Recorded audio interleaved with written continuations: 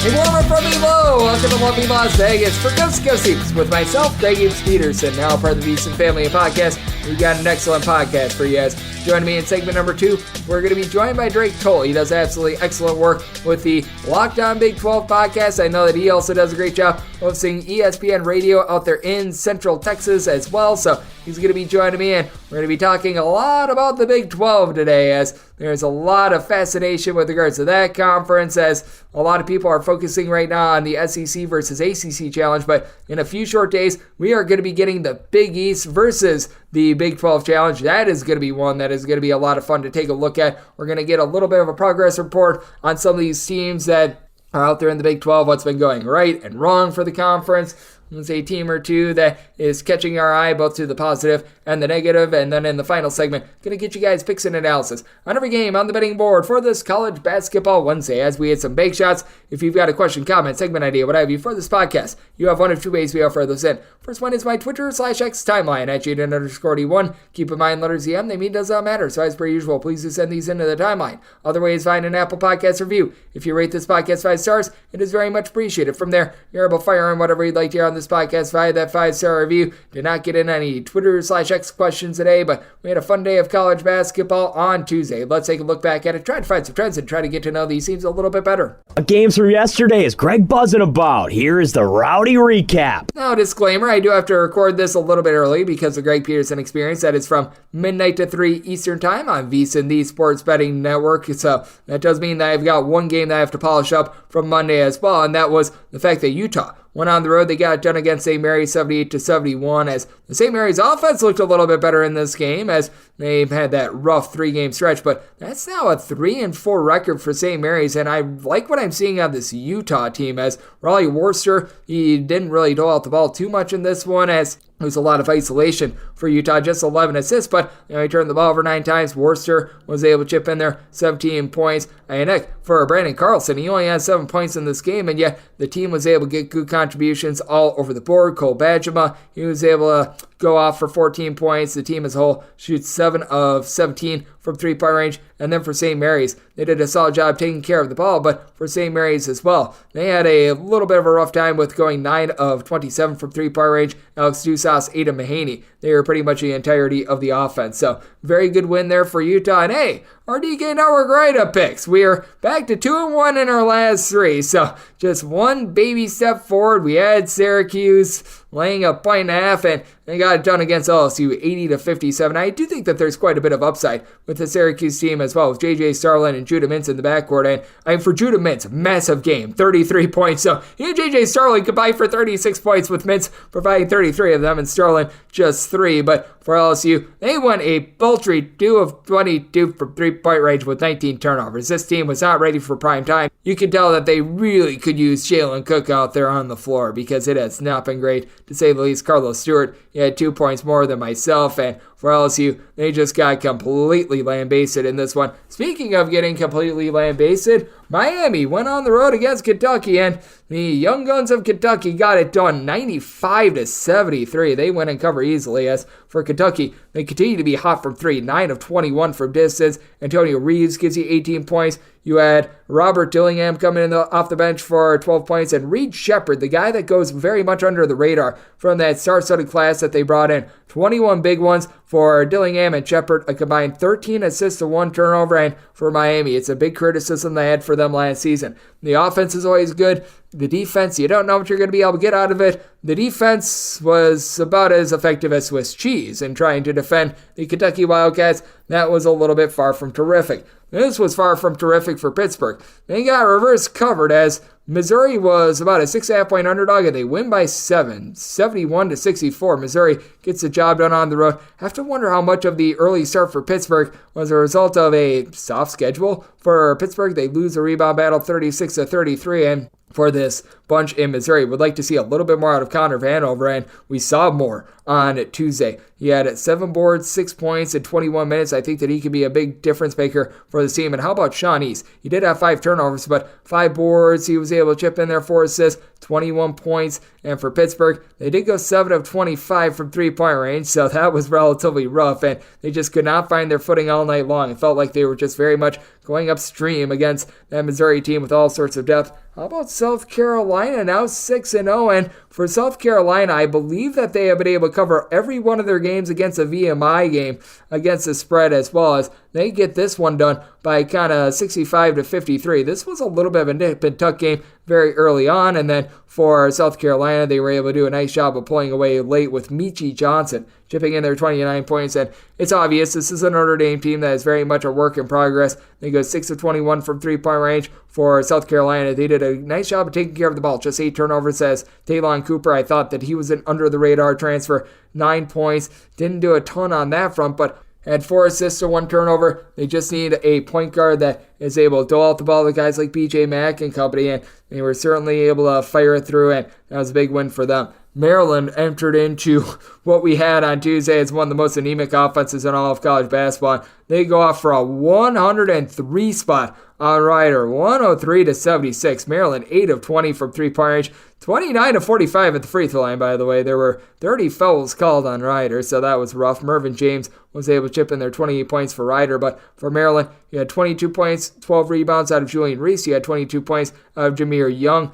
Order, it feels like, is restored a little bit. Would like to still see a little bit more of Deshaun Harris-Smith. He had 9 points in this game, so he's been slightly disappointing, but that was a big showing. This was also a big showing. Providence has been a little bit all over the place with their offense. 86 of 52 against a good Wagner defense. They completely housed them, going 13 of 32 from three-point range. Devontae Gaines, 7 of 10 from distance, and then Devin Carter, 10 points, 13 rebounds, 6 assists. As for Providence, they were able to win that rebound battle 44-38. So that was a very good showing out of them. And this was also a very good showing as you had Georgia Tech after they had that 39-5 run in their last game to open up the second half against Cincinnati. They get it done against Mississippi State, 67-59. For Mississippi State, they go 7-30 from 3. Keep in mind, they were the worst team in terms of three-point shooting in all of college basketball season ago. Josh Hubbard provided 17 points, but the rest of the guys around him did not necessarily do their part. And for Georgia Tech,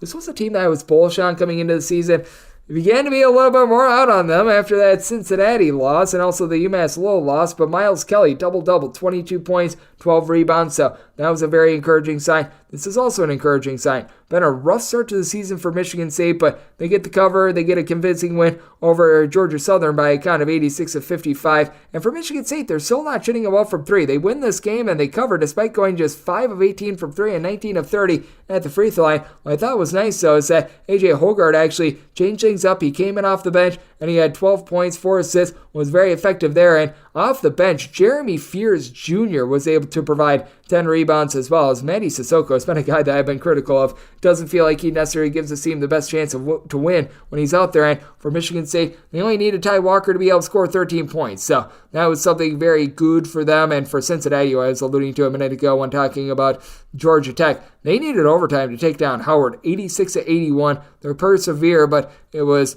a hold on to your butt sort of moment as Victor Lakeen led the way with 19 points, 6 boards. But for Howard, they were able to do a nice job of being able to knock down their shots to be able to force overtime. Seth Towns, the former 2018 Player of the Year in the Ivy League, still playing college basketball, 24 big points, and this Howard team has a lot of talent on there. Bryce Harris and Marcus Dockery in the backcourt. These are guys that are very talented, so look out for Howard. They were able to force overtime on Tuesday, and then with regards to what we saw late on Tuesday, you very nearly saw a very large upset. Eastern Illinois was catching about 38.5 to 39 points, and with minutes remaining, this was a one-possession game.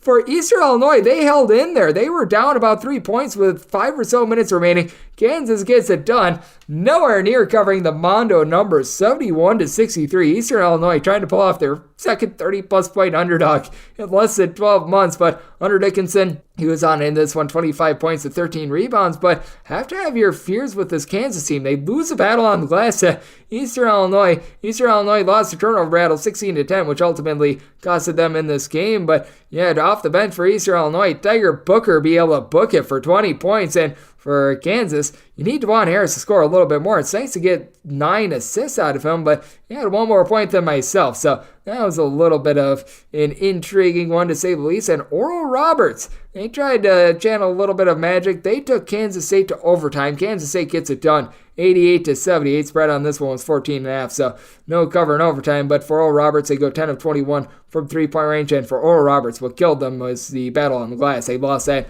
by kind of 43-26. But a little bit of intrigue here from Kansas State as well. They have a lot of pieces out of the fold, Nequan Tomlin being a main one. So going to need to monitor them moving forward. And for UAB, they fall victim to McNeese. McNeese now has road wins against VCU and UAB 81-60. They completely house UAB. As for McNeese, they're one of the slowest teams in all of college basketball, but they've been effective, going 10 of 19 from three-point range. Shahada Wells, 36 big points in this game, and Christian Chobate had 21 of the team's 41 rebounds. Meanwhile, for UAB, they lose that rebound battle 41-39, and they did have Daniel Ortiz coming off the bench for 20 points, but past that, not a lot of signs of brightness for this team, and there's going to be a need to be a few games that I polish up on the podcast tomorrow. As Marquette, right now, they're winning by about 20 or so against Southern. We'll see if they're able to get a cover in that game or not. You had Purdue just completely jump all over Texas Southern. As I'm doing this, there's about 3 minutes remaining in the game, so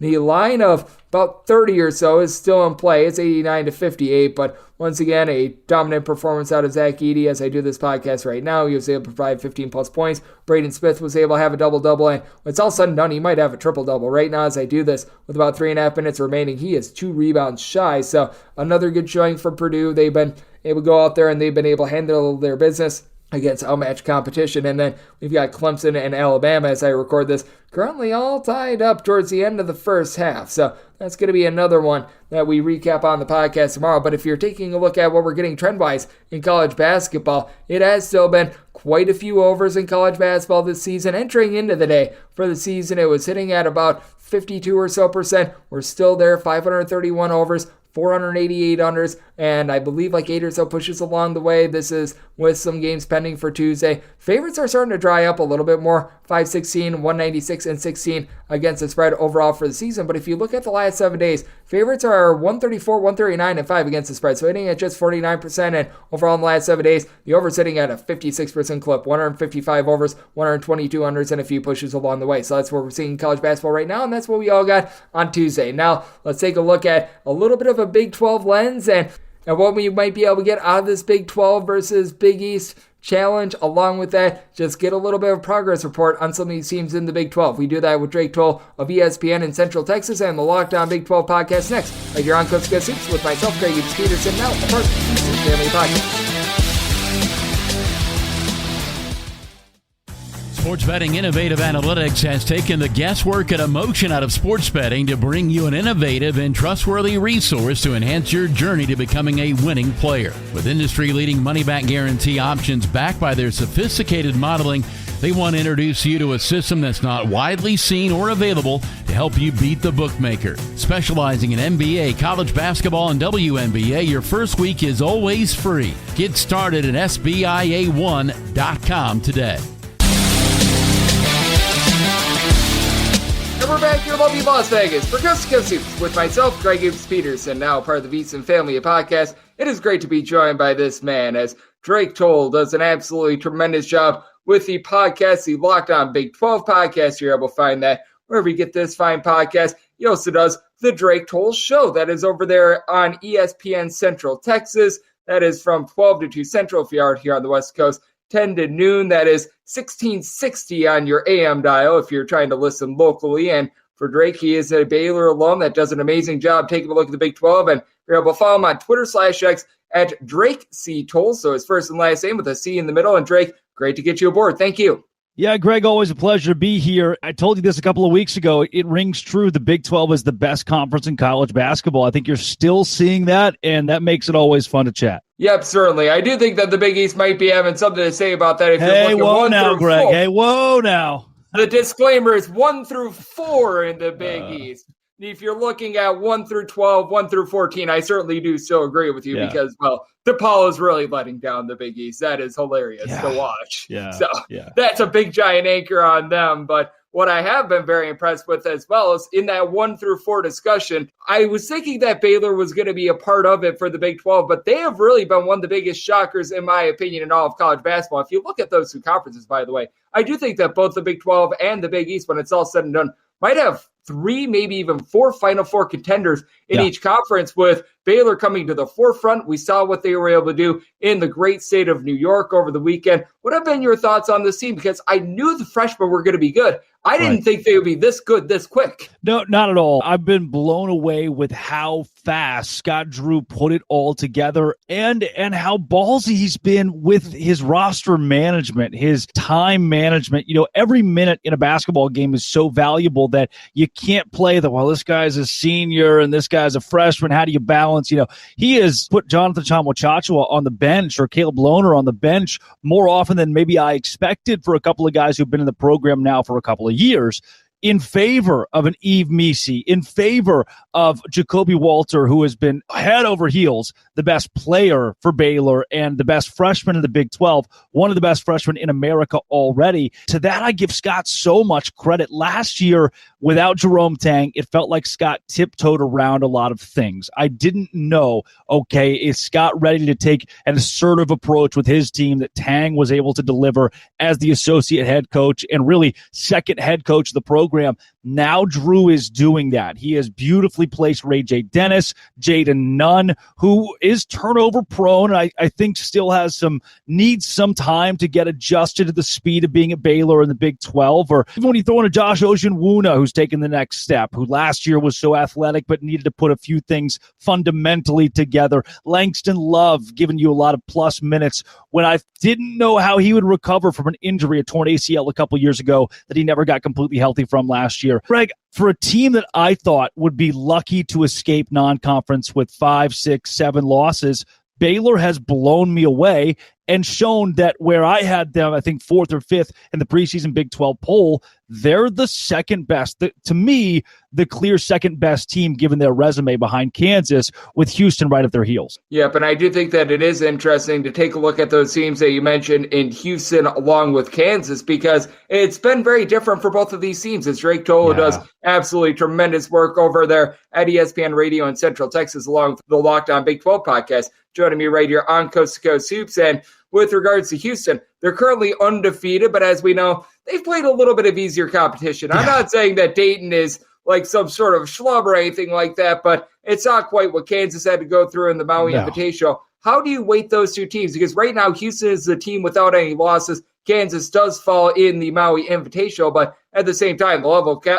competition that Kansas was playing certainly far superior. You know, if I had to put together a Big 12 power ranking right now, which I consistently do, I would say that Oklahoma is above Houston given the resume. Now, look, I have seen enough college basketball to know that this is not how it pans out, that our first couple of weeks of the season are not going to determine what happens in March, and I still believe that Houston is a better basketball team than Oklahoma. But that is an example that I bring up to show you resume. At this point, Houston has not beaten a team that I think will go to the NCAA tournament. This is not the Dayton of the last few years or even the last couple of decades where they've had some great success.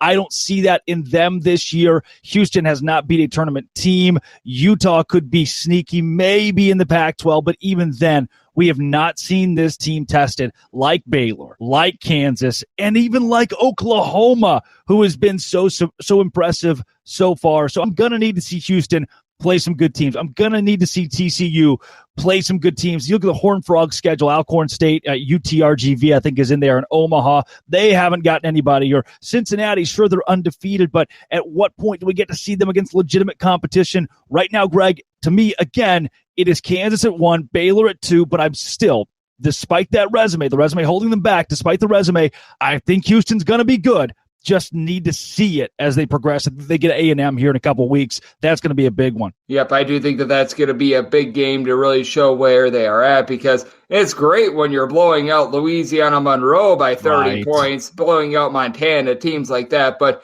you do want to see just a little bit more out of them in general in terms of the competition that they're playing. It's no knock on them, but their time will come when they do get battle tested. And what did you make just out of the conference tournaments that we did see a week ago, as well as a whole for the Big 12? Because we just talked about Kansas, no doubt about it. It was a very tough slate for them. And Houston, they played about 2 weeks ago. They were able to completely blow through their competition. But I thought that there were some very intriguing results, as you saw West Virginia actually be able to hold in there with Virginia, but they ultimately fall. And the one team that I was a little bit off put by over the last week and a half is Texas. But I will say they looked a little bit better against Wyoming, but very nearly losing to Louisville is not a good sign. It's not. That Louisville game shocked me. I thought the Longhorns would prove that once again there shouldn't be any doubt about about a program that has struggled in March. Last year's Elite Eight run made me think, all right, Terry's the right guy.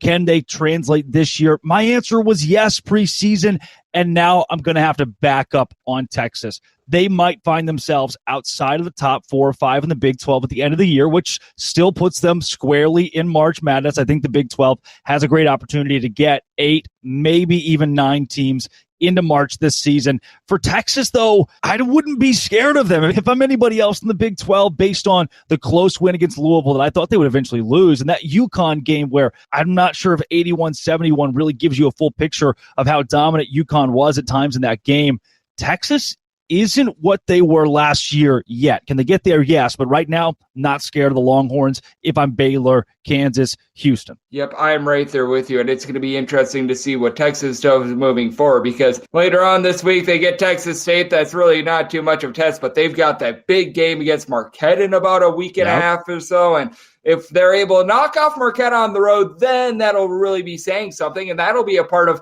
something that I think is so interesting, the Big East versus Big 12 challenge, which I was mentioning it. I do think that both of these conferences have perhaps 3, maybe even 4 teams that might be contenders for the Final Four. And what are your overall expectations for what we're going to be seeing later on this week and next week with it? Because I think that this is just going to be a whale of an event, especially when you get things kicked off on Thursday with something like a Texas Tech versus Butler game, where I feel like that's a big game for this conference, because both of those teams, they didn't have the highest expectations in their conference, but at the same time, I've actually liked what I've seen out of both of them. It's impossible, Greg, to say that this is a game that's going to matter for March, but this is one that you'll point to every year. All right, great example. You go to ESPN, and when they do the bracket predictor, they show you the quality wins, quality losses, bad losses, or wins that were not in quad 1 or 2. And for Texas Tech, this is one that might show up. Going to Hinkle and getting a win against Butler is something you hang your hat on. I think both of these programs are in a similar spot of, got a shot. We got a real shot to go play in March Madness, especially with the quality of our schedule in conference. Can we go do it? Can we go prove it? For Texas Tech, it'd be a marquee early season win. For Butler, it'd be a marquee early season win. Both these teams need it. Then Creighton, Oklahoma State. I would be shocked if Creighton didn't walk out with a double-digit win at Gallagher-Iba. Oklahoma State has not been what I thought they could be under Mike Boynton at this point, despite how great of a coach I think he is, despite how great of a recruiter he is, how great of a manager he is. The question has to become, can Mike Boynton win consistently at Oklahoma State? I don't think he'll be able to do it on Thursday. And then Friday, you get some real meat and potatoes from Houston and Xavier. Houston going on the road against the Xavier team they should win against, but here's a test, their biggest test of the season so far. And St. John's going to West Virginia. Can the Mountaineers finally get footing over the tumultuous offseason in St. John's with Rick Pitino? Can they get footing, as they've been inconsistent so far on the big one, UConn and Kansas? Greg, I don't know. If I had to pick it today, coin flip for sure. I think UConn's got a legitimate shot to walk into Allen Fieldhouse and prove we should be the number 1 team in the country. They've got enough pieces back. They've been dominant so far. I like what UConn's put together. And for Kansas, when you've got the Big 12's leading scorer in Hunter Dickinson, who has been even better somehow than I thought he could be, and DeJuan Harris has been the best point guard in Big 12 play. Those two pieces, can you defend the home territory at that 8 p.m. slot? Everybody, all eyes on you. I still think UConn's got a great shot. I'm so excited to see this battle, though. Yep, that is going to be a tremendous one that is going to be coming up for Friday. And something else I do need to mention in terms of Big 12 as well is Drake Tolley does an amazing job over there at ESPN Radio in Central Texas along the Locked On Big 12 podcast. Joining me on Coast to Coast Hoops, another team I've been very impressed by, and it felt like this team didn't get a lot of fanfare coming into the year. It's BYU. And I do think that BYU still has a little bit of something to prove, but winning that game against San Diego State was big, and it wasn't just winning against Arizona State. Arizona State is down. Let's call it what it is. That offense stinks. But I mean, absolutely blowtorching them by 28, and then following that up with a nice 9-point win against NC State. This is a team that all of a sudden is growing on me. Do feel like they might have a little bit of liability on the defensive side of things, as they did allow 86 against NC State. But man, I'm not sure how you've been viewing this team, but these guys can light it up. BYU Cougars basketball. Who would have thought that we'd be sitting here with Jackson Robinson and Noah Waterman, Spencer Johnson? They're an experienced group. They brought back a lot of their talent from last year. It felt like BYU needed to take a jump from the experience standpoint. I needed to see these guys rally around a coach. Where do we go from an organization? Where do we go from a standpoint of in the new Big 12? Do you sink? Do you swim in basketball? And Greg, I know I'm stumbling over my words here, but it's just because I'm so confused. I'm so confused how BYU has been so good this early on and against decent enough competition. Their resume is better than Houston's right now. I give them credit for that, but it's the way they beat Arizona State. It's the way they beat San Diego State earlier this year, controlling a good portion of that game. The way they beat NC State by putting up 95. BYU has the experience, shown already that they put it together. They are in mid-season form. They can make noise in the Big 12. And this year, in this conference, as long as you go 500, you're going to be a player in March Madness. Yes, they certainly are, and that has been a team that has just really caught me by surprise this far this season, because I felt like coming into the tournament, they had a good chance to be able to make the NCAA tournament. I thought that they were being a little bit slept upon. Apparently, even I, thinking that they were being slept upon, was still sleeping upon them. So that's going to be something to take note of. And just throughout the first few weeks of the season, this can be Big 12 teams. This could just be the national landscape. Who are a few teams that you feel like you came into the season either with higher expectations and they have sort of disappointed, much like Texas, or if there's a few teams that, much like myself, and I'm going to call it what it is, the entire country with BYU, where you didn't necessarily have them in high regard and they're really starting to grow on you? Yeah, there have been a couple here. Watching the way that Kentucky played Kansas, even in a loss, I was pretty impressed with how they fought. And it just shows that John Calipari has not lost his touch in college basketball, and there's no reason for him to be in conversations of leaving Lexington. That Kentucky team is going to be, I keep mentioning players in March. You can start to see some of those rosters formulate right now. Kentucky is one of those for me. On the Arkansas side, shocking that they have been as bad, as lackluster, offensively especially, as they have been. It just seems like a lot of standing around, and Eric Musselman, a high-intensity, high-defense guy. His team has just not looked like an Eric Musselman squad at this point. Jury is out on Michigan State. You know, there's always those one or two teams, Greg, you've watched college basketball enough, that start the season in the top 5. They slip up a couple of games. They dropped into the 20s, but he's Mr. March in Tom Izzo. He's going to be just fine come that end of the season. But for now, my jury's out on where that team is in the college basketball landscape. Kansas, still Final Four caliber, national championship caliber. I think Texas needs to prove more out of the Big 12. Then Baylor, as you mentioned, they are a top 10 team right now. Can Oklahoma continue their hot start to the season? To dumb it all down, because you left me a wide open question, and I'm glad you did, but it just means I'm going to start naming random teams here. I love it. To dumb it all down, when I think Final Four caliber from the Big 12 right now, I want to say there are two teams. I'm going to go Baylor and Kansas are the two schools in the Big 12 that I would say squarely, if I only had to pick a couple, could make the Final Four. Those are the two, because the depth of the Bears and the top-heavy Kansas team that might have the best starting 5 in the country, or has at least a top 3 starting 5 in the country, that to me goes a long way. Those two schools, the best in the Big 12, and they're going to make noise later in the year. Oh, I do think that they're going to be able to make a lot of noise, and it is a very open-ended question, and there's a lot of excitement that's going to be going down this season. If I could just name college basketball teams all day. See, Bradley's been playing pretty well. I'm one of those maniacs that watches every game. Whatever's on, I'll watch it.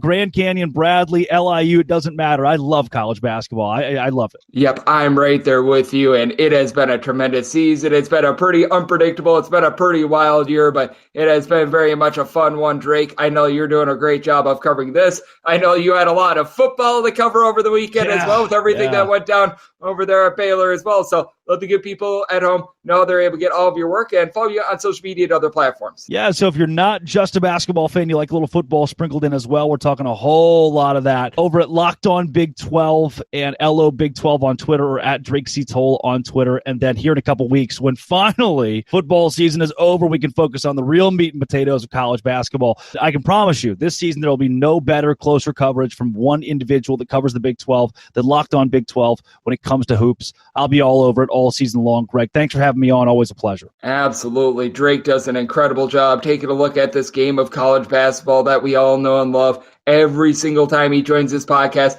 he lends amazing insights from what is still, in my opinion, the best conference in all of college basketball. Them and the Big East are certainly going to be fighting for that distinct honor the next week or two, and it's going to be fun to take a look at. And Drake, he certainly loves college basketball and always delivers. Big thanks to him for joining me on Coast to Coast Hoops, now part of the Big XII Family Podcast. And coming up next, it is that time of the podcast. I give you picks and analysis for every game on the betting board for this college basketball slate today as we hit some bank shots.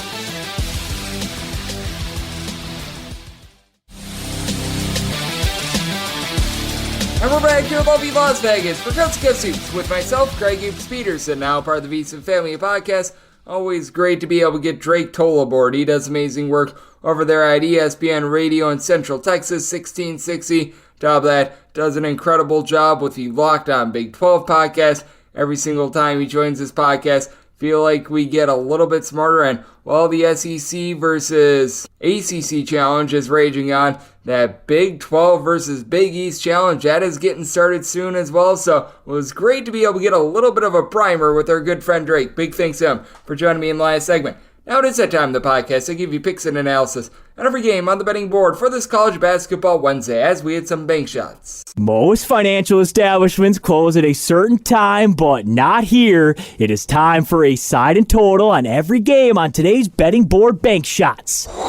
Do note that as per usual, any changes that are made to these plays will be listed up on my Twitter/X feed at GNN_D1, and we are going to be going in Las Vegas rotation order. This is where we go with the larger games first. The games with 3 digits, they involve your major conferences, and then the games at the bottom, they involve like the Big South, the America East, the SWAC, the MEAC, the Patriot League, the Southland, those conferences. Hopefully I got them all in there, but that said, let's dive in on 645, 646 on the betting board. It is Northeastern on the road facing off against Seton. Seton is a favorite of 15 points with a total between 141 and 141.5. This is a Seton team that is playing a little bit better offensively than they did a season ago, but I still feel like they have a little bit more of a defensive identity and a rough go of it against Iowa to end their multi-team event a few days ago, but I'm going to be willing to take the under on 136. This Northeastern offense over the last few years just hasn't had a lot of rhyme or rhythm to it. We've got a trio of guys averaging right around 11 points per game, and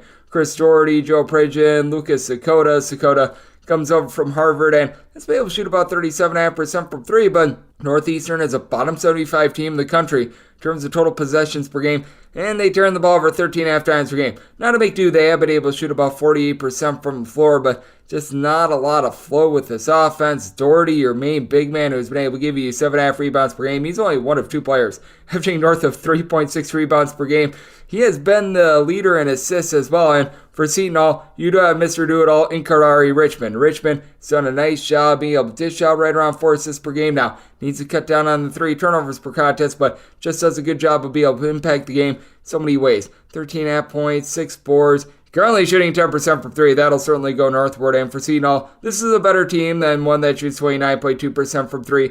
Dre Davis shot over 40% from 3 last season. Elamir Dawes, he's shooting in the mid-30s from 3, and he's more of a career about 38 or so percent three-point shooter. Dylan Adiawusu, he's more of a 40% three-point shooter. He's been able to give you 8.5 points, 6 boards, but currently only shooting about 30.5% from 3. You do have a little bit of an issue with the Seton team. You've been dealing with some injuries down low. Elijah Hutchins-Everett, who comes over from Austin Peay, has only played in 2 games this far this season, so that means that Jaden Bediako has had to be the main man down low, but Kadary Richmond is able to do a solid job there. And for Northeastern, they just don't really have the size to maintain it. I do think that for this Northeastern team. Even though they are very slow and controlled, they are going to be giving up some points in this one, but I do think that Seton, they get back to their defensive roots. They've allowed more than 71 points just once thus far this season. They hold on a Northeastern team that just turns the ball over a little bit too much, while Seton generates 9.5 steals per game. Did semi-total 136, diving in on the under with Seton, made them an 18-point favorite, so I'm going to be willing to lay the number, and I'm going to be taking a look at this total under 647, 648 on the betting board.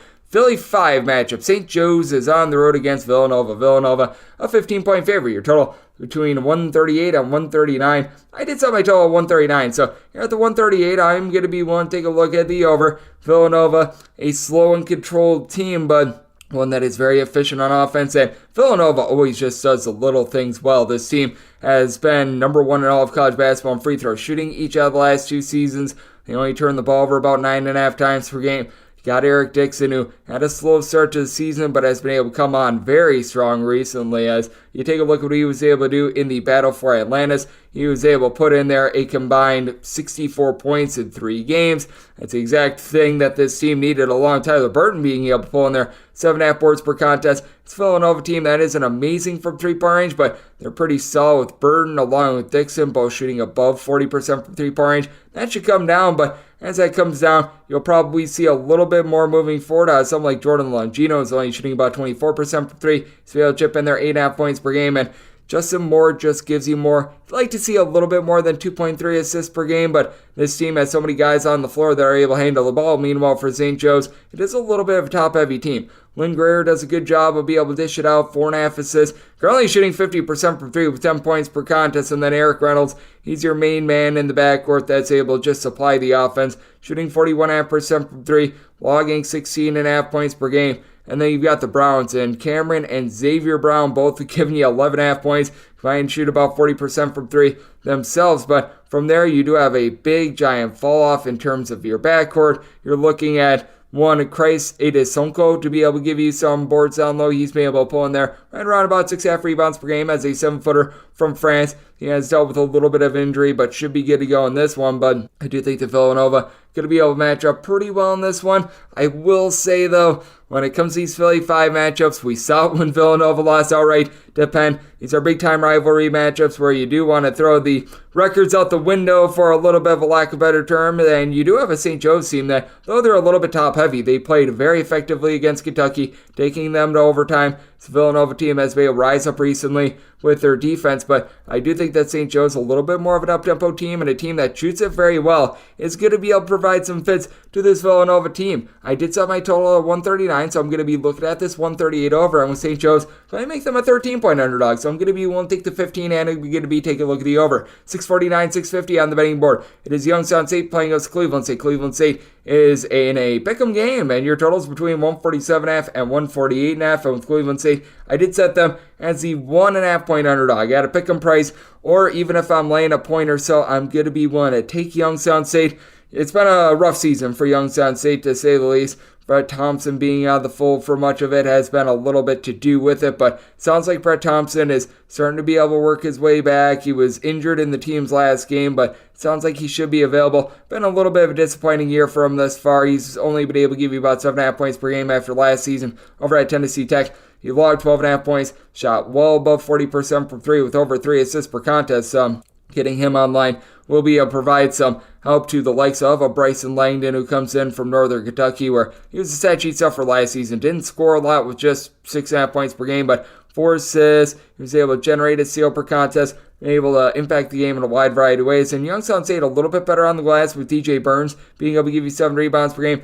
Problem is, he's right now the only guy that's able to give you north of 5 rebounds per game, while for Cleveland State, it's just what Tristan Enaruna is able to give you, who's been very solid at being able to impact the game in so many ways himself. 17.5 points, 6.5 boards, 3 assists, 2 steals, 1.3 blocks per contest, but it is a Cleveland State team that last season they were very shaky from 3-point range. This year they're shooting more around 36.5% from 3 after last year that was at 31%. So I do feel like there might be a little bit of regression that's coming in. Right now you've got Trey Williams shooting 50% from 3, Drew Lauder shooting 40% from 3-point range, Jason Woolridge shooting 50% from 3-point range. Lauder and Williams are both combined average for about 27 points per game. So I do think that there's going to be a fall off there, and it is a Cleveland State team that does a very good job of being able to generate turnovers. They're getting about 11.5 steals per game. A guy in Ramon Pryor, who's only giving you 4 points per game, he gives you like 2 steals per contest. He's been a nice defensive weapon for a Cleveland State team that they do look to play a little bit more defense-oriented. This is a little bit of a slower team, and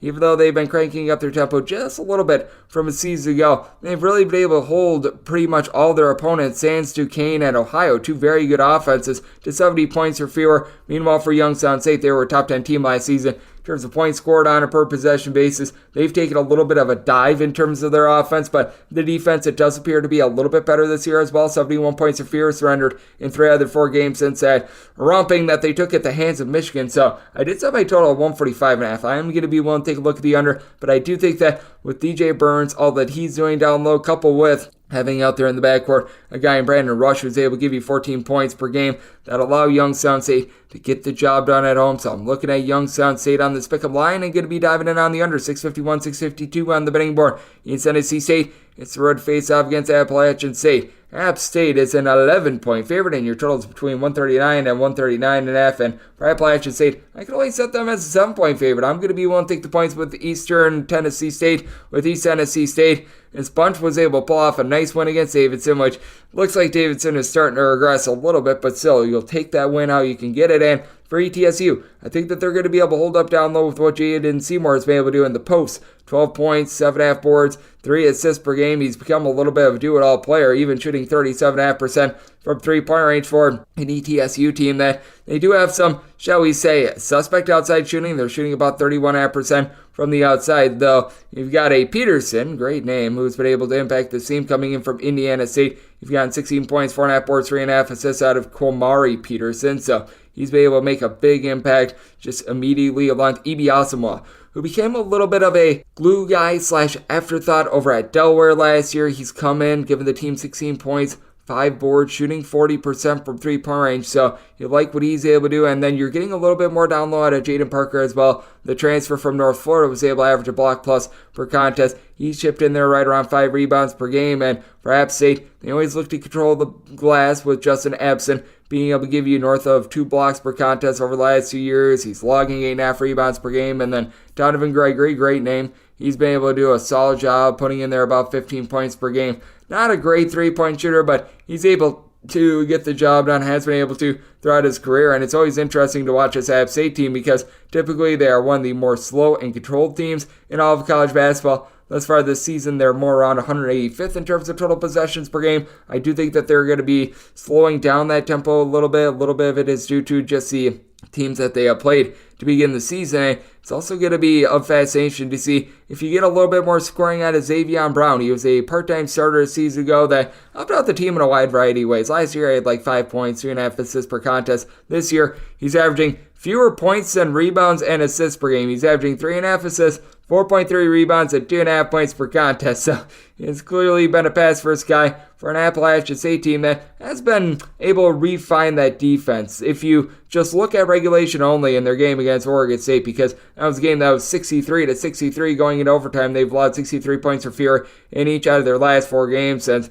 getting completely destroyed against Northern Illinois. I just feel like that might have been a little bit of a rough night for them. Meanwhile, with this ETSU team, they're having a little bit of a tough time putting the ball in the basket as well. So I do think that this is going to be a little bit of a low-scoring, controlled game. I did, as a result, set my total at a 135. Diving in on the under, I do think that ETSU holds up on the glass, though, so I set my line at 7. Take the points with East Tennessee State and the under. 653, 654 on the betting board. Ohio State plays host to Central Michigan. Central Michigan is a underdog of between 23.5 and 24 points. 140 to 142 is your total. Central Michigan set them as an underdog of 22.5 points, so going to be willing to take the big bushel of points here with them, as remember, I got a nice underdog win under their belt when they were about a 17-point underdog against South Florida. They were able to get the outright win there, and they're facing off against an Ohio State team that is going to be able to win the battle down low. You've got Zed Key, who's been able to do a solid job, giving you about 6 rebounds per game, and even though Brian Taylor has actually been very effective, 6'6" do-it-all player for Central Michigan, 11 points, 6.5 boards, really doesn't pop threes very well, but he's able to pop threes. It is a case where Ohio State, with someone like a Felix Opara, guys like Jamison Battle, they're going to be able to just out-physical this Central Michigan team down low. And then you do have Roddy Gale, Bruce Thornton in the backcourt. These two guys have been able to log about 8.5 assists, 32 points per game, combine and shoot about 40% from three-point range, and I do think that that's going to take a little bit of a fall off as well, and I do like with the Central Michigan team that they can D you up. We saw that last year when they were able to knock off Michigan. Not like this team is amazing with regards to their defense, but at the same time, they're able to hold up even though they don't necessarily have the world's greatest size, and they brought in a guy that I like in Anthony Pritchard, who season ago over at Tulsa was really their main facilitator and has really been able to give some balance to this offense. He's been able to log 5 assists, 14.5 points per game, shooting 40% from 3 on a team where they really don't have great three-point shooting. They're only shooting as a collective about 30.5% from three-point range. Being able to get a little bit more out of the NJIT transfer in Paul McMillan would be big as well. He season ago over at NJIT logged about 6 points per contest, pretty much picking up where he left off with about 7 points per contest. But even though the Central Michigan team is a little bit top-heavy,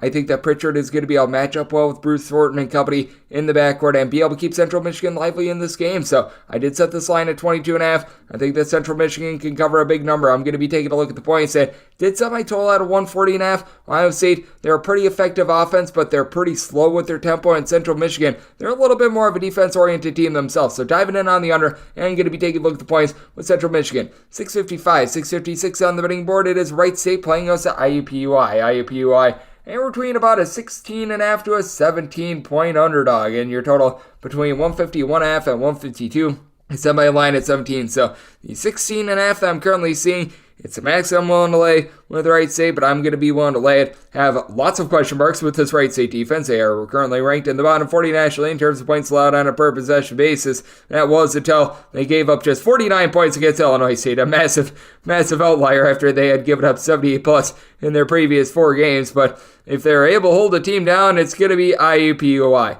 a team that's coming off of an overtime win against non-Division I Cleary U, where they had 63 points in regulation, and for this IUPUI team, they are just so rudderless right now in terms of their offense. This team has not broken the 70-point plateau in regulation since when they gave up 86 points to Elon. So it has been a really rough run of it for an IUPUI team that's shooting 22% from 3. Now, I think that they'll shoot better than 22% from 3. This team might not break 28% from distance. So you've got Bryce Monroe, who I thought was going to be able to elevate this offense. Comes in from Sam Houston State and San Diego. He's been able to give you about 11 points, a little bit over a steal per game, but the team has 13.5 turnovers per game. He and Jalen Counter really your main facilitators, as these two guys are logging about 4.3 assists per game, and that leads the way. They've been also turning the ball over 5 times per contest. You don't have anyone other than Counter that is shooting above 28% from three-point range for this team. I do think that you're going to get a little bit more out of Vincent Brady, who last season shot in the low to mid-30s from three-point range. He's logging 7 points per game, but also don't have a single guy for this IUPUI team logging north of 5 rebounds per game. And for Wright State, you do have the duo of Tanner Holden and Trey Calvin. These two guys have been pretty tremendous, combining to average 36.5 points per contest, right around 6 assists, 2.8 steals per game, and Calvin's currently shooting 50% from three-point range. Wright State is turning the ball over about 13.5 times per game themselves. They don't necessarily generate a ton of steals, but Brandon Noel, A.J. Brown with about a combined 12 rebounds per game, and with Noel, he's shooting 44% from 3 at 6'8". That's going to be big. You've got a little bit of a top-heavy Wright State team that they do look to push tempo, so you do have to fear them tiring out a little bit in these games, which is why I do think that you could be in for a little bit more of an IUPUI backdoor cover if this number gets a little bit too lofty. But I do think that Wright State going to be able to go up, going to be able to get it done against an IUPUI team that has had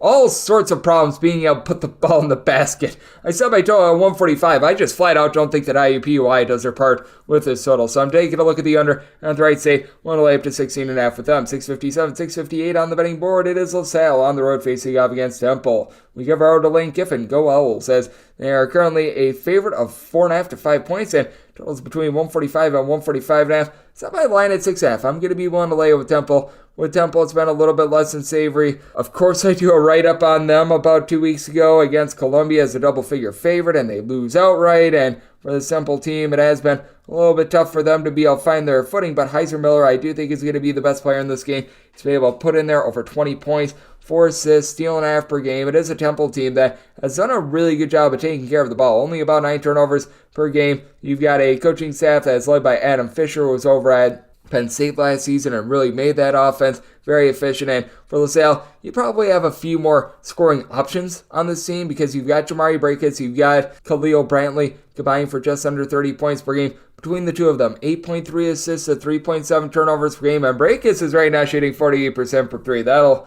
fall off a little bit, but where the team goes wrong is that they just don't have anything down low. You've got the international man of mystery, Rokas Josias, who's been able to give you about 6 rebounds per game, and he's the only guy giving you north of 5 boards per contest. And for the Simple team, you've had Jaleel White just be a stat sheet for 13 points, 8 boards. He's capable of shooting threes, has not really taken any of those this far this season, but you still have Steve Settle, who's 6'10", comes in from Howard, not necessarily the world's greatest on the glass, but he's able to give you 5.5 rebounds per game. Sam Hoffman, who comes in from Houston Christian, has been able to log about 5.5 rebounds per game. This is a Temple team that by committee, they just do a better job of being able to hit the boards, and I do think that Micah Piccarelli, the UMBC transfer, shooting 44% per three, going to be a little bit of an X factor for a Temple team that if they're in a game late that comes down to late game fouling, they're shooting 84% at the free throw line, with every one of their top 6 scorers shooting at least 78% at the free throw line. That is big when it comes to a spread like this. So I'm going to be one to lay with Temple. I set them as a 6.5 point favorite. And with regards to the total, I did make my total 134.5. You've got a Temple team that has really slowed down their tempo,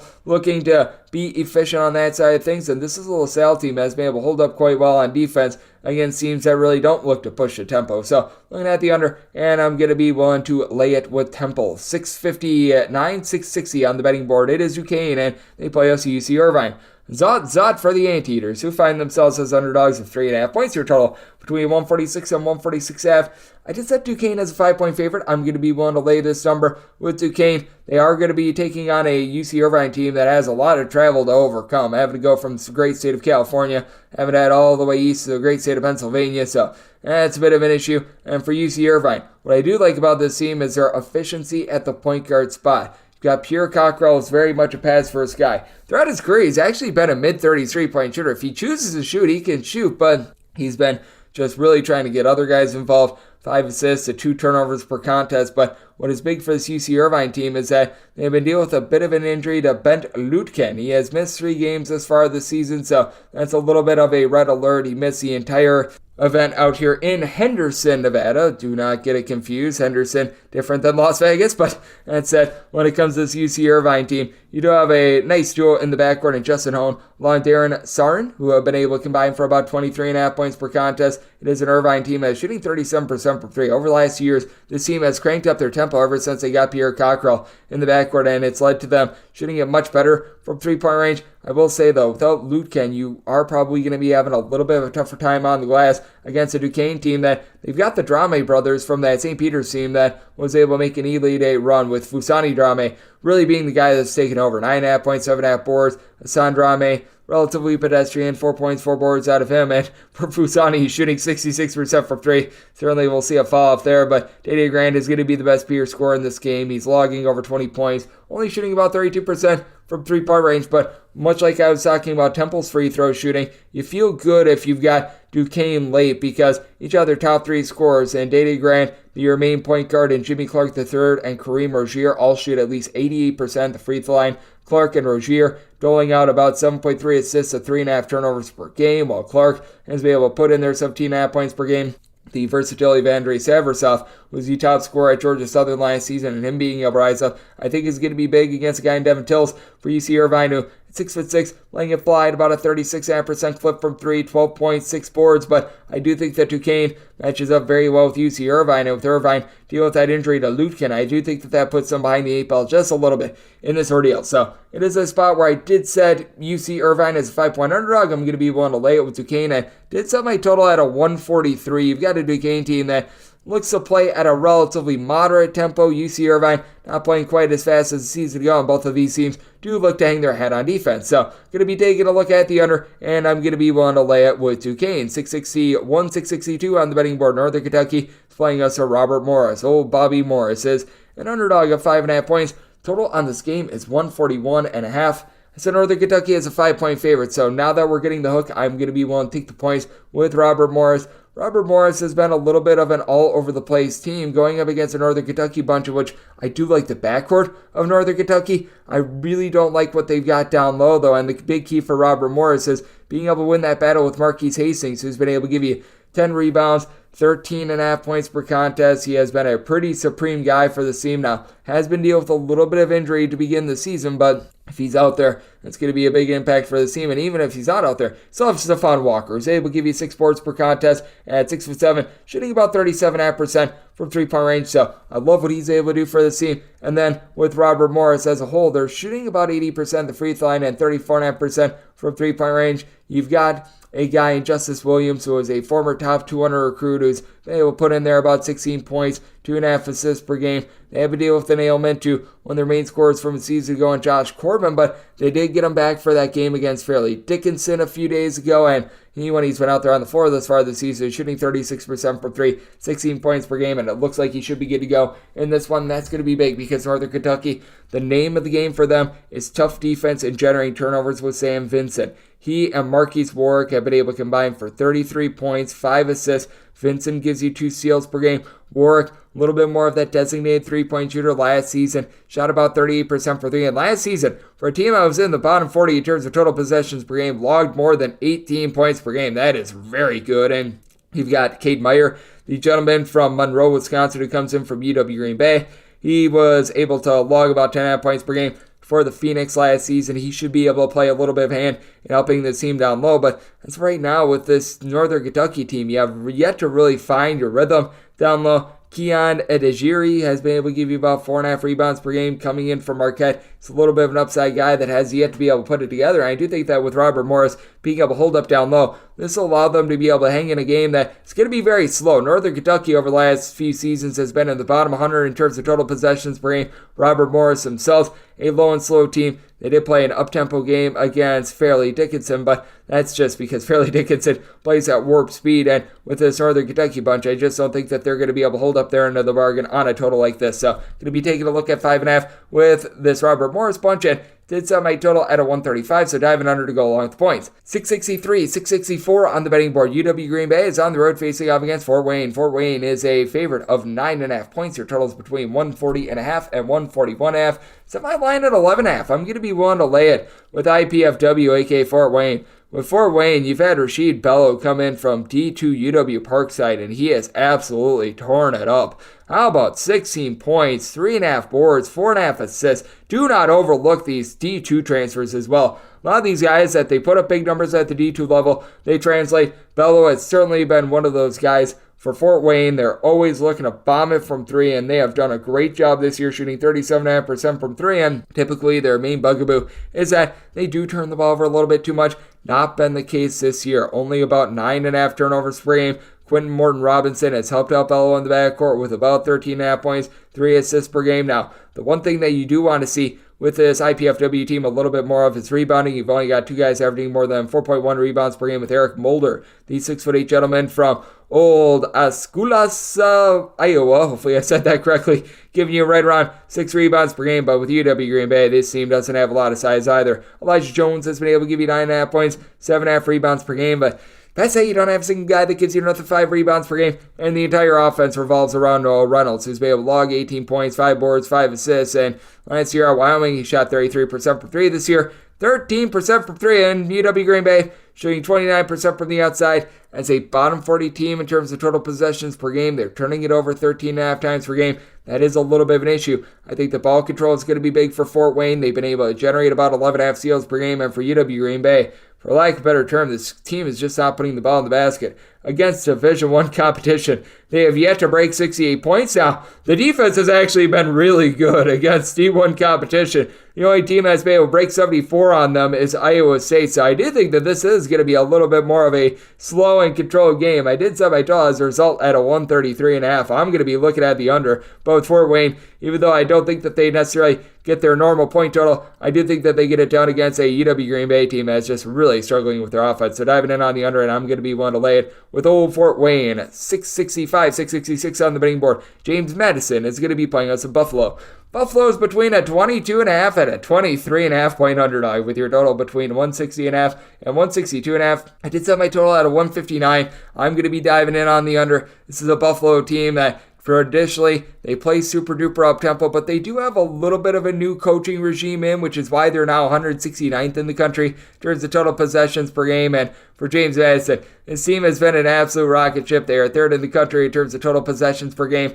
I do think that we're going to see a little bit of a fall off, though, in terms of the overall scoring with this James Madison team. If you just watch them, they have gotten some pretty crazy shots of fall, and I think that this is a very awesome team. But if you take a look at a lot of these luck factors, what have you, they've been a little bit fortunate this year. So I do think that this number has gone a little bit off the deep end. I set my number at 17. I'm going to be willing to take the points with a Buffalo team that I think their best way of holding in there is down low. Cy Chapman has been able to do a solid job, logging 14.5 points, 6 boards, a block and a half per game. The Buffalo backcourt is rough. You've got Anquan Bolden Jr. Yes, he is the son of that Anquan Bolden, who used to play in the NFL. He's been able to log about 7.5 points per game. Not a great 3-point shooter, but relatively average for a team that's currently shooting about 29% from distance. You've been able to get some good rebounding as well out of Janavius Smith. 10.5 points, 10.5 boards, block per contest. Isaiah Adams has good versatility, leading the way with about 12 points, 3.5 assists per game, but you just don't have that outside shooting. You don't have that main floor general, which is why Buffalo's turned the ball over 18.5 times per game. They go up against a James Madison team that is solid at generating turnovers. Not quite the same as they were last year, but still getting about 9 steals per game. This James Madison team has just been in fuego, though. Shooting 39.5% from three-point range. Right now, you've got 5 different guys who will be able to log about 10 points per game or more, with Terrence Edwards being your main man, 19.5 points, 5.5 boards, 3.5 assists per game. So that has been a marvel, and they're doing a better job down low with bringing in TJ Bickerstaff over at Boston College 2 seasons ago. He was able to log about 7 or so rebounds per game. He's been able to duplicate that thus far this season with about 7 rebounds, putting in there a double-figure amount of points per game. So love what he's able to do for this James Madison team, and I still think that James Madison wins this game quite handily. And plus, if you're able to get something out of Quincy Allen, the former top 200 recruit of Colorado, that provides even more upside for the James Madison team. But I do think that the overall size that Buffalo presents, the just overall guard play of their forwards, is going to be able to keep them lively, though, for Buffalo. Been a rough go of it for them on offense. This team has yet to really break the 70-point plateau against a D1 foe since opening night against Fairleigh Dickinson. So I do think that the scoring is going to taper off a little bit with James Madison. Set the total at a 159.5, diving in on the under end. I think we've gone a little bit too far with the spread, set mine at 17. So take the points with Buffalo and the under, 667, 668 on the betting board. Yale plays host to Stony Brook. Stony Brook, a 13.5 to a 14-point underdog. And your total between 137 and 139. I set my line at a 15.5. So I am going to be willing to lay it with Yale. Yale last season was a top 20 team in terms of points allowed on a per possession basis. Currently, they find themselves outside the top 125. I do think that we are going to see a rebound with this defense going up against the Stony Brook team that they had a bunch of injuries that really costed them last season. Aaron Clark, Dean Knoll, they pretty much missed the entirety of the campaign, and these guys are back with a vengeance. They've been able to generate 4 steals per game, a combined about 22 points per contest, but now they're shooting about 30% from three-point range, and overall, for Stony Brook, they're shooting as a collective 29.5% from distance, so you need to get a little bit more there. You've got Tyler Stevenson Moore, who's been the team's top scorer this season, and last year was a guy that really stepped up in the absence of Clark and Knoll. He's currently dealing with a little bit of an injury. You've got a few guys down low that are able to give you some rebounds, and someone like an Andre Snoddy, Charles Mado, maybe able to combine for a little bit over 12 rebounds per game, but they're not providing a lot in terms of a scoring perspective. And Keenan Fitzmaurice, he's 7 feet tall, but he only grabs 4 rebounds per game, tries to shoot threes. He's only shooting about 20% from three-point range. To the credit of Stony Brook, they're only turning the ball over 9 times per game, but it's not leading to good shots, and this Yale team is still doing a good job with their on-ball defense. You have got a Yale team that's just much better on offense as well. You've been able to have the duo of John Polidikis along with Danny Wolf combined to shoot about 50% from 3, with between the two of them 25 points per contest. Wolf has been able to supply 8 rebounds per game, and really this entire team by committee is able to do a good job on the glass. If Matt Nolan can improve upon the 11 points, 4 boards per contest that he has, it'll be even bigger moving forward for the Yale team. But I do think that Stony Brook, with missing Stevenson more, is going to be a little bit outgunned in this circumstance. And I do think that the Yale defense is going to be able to kick it up a little bit more. I did set my total at 137.5. This opened up at a 137. And if we get back to the opener, I'm going to be taking a look at the over. But right now I'm seeing a 139 out there. At a 139, I would be willing to go under rather than take the 137 over. And then with Yale, willing to lay up to 15 with them. 669, 670 on the betting board. It is Marist, and they are going to be on the road facing off against Iona. Iona finds themselves as favorites anywhere between 7.5 and 6.5 points, and your totals between 138 and 139.5. And I did set Iona as a favorite of 11 points. So the spot where I'm going to be willing to lay it with Iona has been a little bit of a mix and match process under the first year tutelage of Tobin Anderson, and I do think that this is going to be a team that improves when Osborne Shema, their 7-footer, has yet to play this year, is able to get back out there. But with this Marist team, I think that it's just a rough matchup for them, because with Marist, they typically do a very good job with their interior defense, not allowing teams to be able to get easy twos, but they always give up the arc. And with having Osborne Shema the full, guess what Iona's looking to do? Take a lot of threes. And for Iona, they're shooting 37.5% from the outside. Wiesa Ponzo is someone who had 6'7" a season ago, shot over 45% from three. This year is shooting 39.5% from three-point range, so I actually think that that's very sustainable. You've got Isaiah Trout, who's been able to give you 17 points per game. Greg Gordon was one of the top junior college transfers in all of college basketball. He's currently shooting 60% from three. That'll fall off, but 12.6 boards per contest. He's been rock solid. And Joel Brown, though he's not scoring a lot, he's giving out 4 assists while not turning the ball over a ton for Iona. And for Marist, they're really looking to Max Allen to control things down low. 15.5 points per game, but you need him to do more than average about 3 rebounds per game, as right now their main point guard at 6'4", Isaiah Brickner, has had to do it all. He doesn't score a lot with only about 6 points per game, but he logs about 4 assists, a steal and a half, 5 rebounds per game, and he just needs someone to take the load off of him. Nobody else on the team gives you north of 4.5 rebounds per game. They do a good job of guarding the 2-point shot, but they don't do a good job on the glass. You've got an okay shooting team at right around 35% from 3-point range, but I think this will dry up. Noah Harris is right now shooting 52.5% from 3 after he shot 30% season ago. Very willing to say he's going to shoot better than 30% this season, but man, that's a little bit out of sorts. Still have not been able to get a lot out of Cam Ferris, who I still remember he was a good sharpshooter over at Robert Morris. He has as many points as myself this far this season. It's just feeling like a little bit of a mix and match process for a Marist team that always plays super slow, super controlled, and I do think that for Iona, they're going to be slowed down a little bit in this game, but I do think that they're going to get some efficient 3-point shots and be able to take it to a Marist team that just has not really found their identity on the offensive side of things. So it is a spot where I did set my line at 11. I'm going to be willing to lay it with Iona with this total. Set mine at a 137, so diving in on the under to go along to Iona.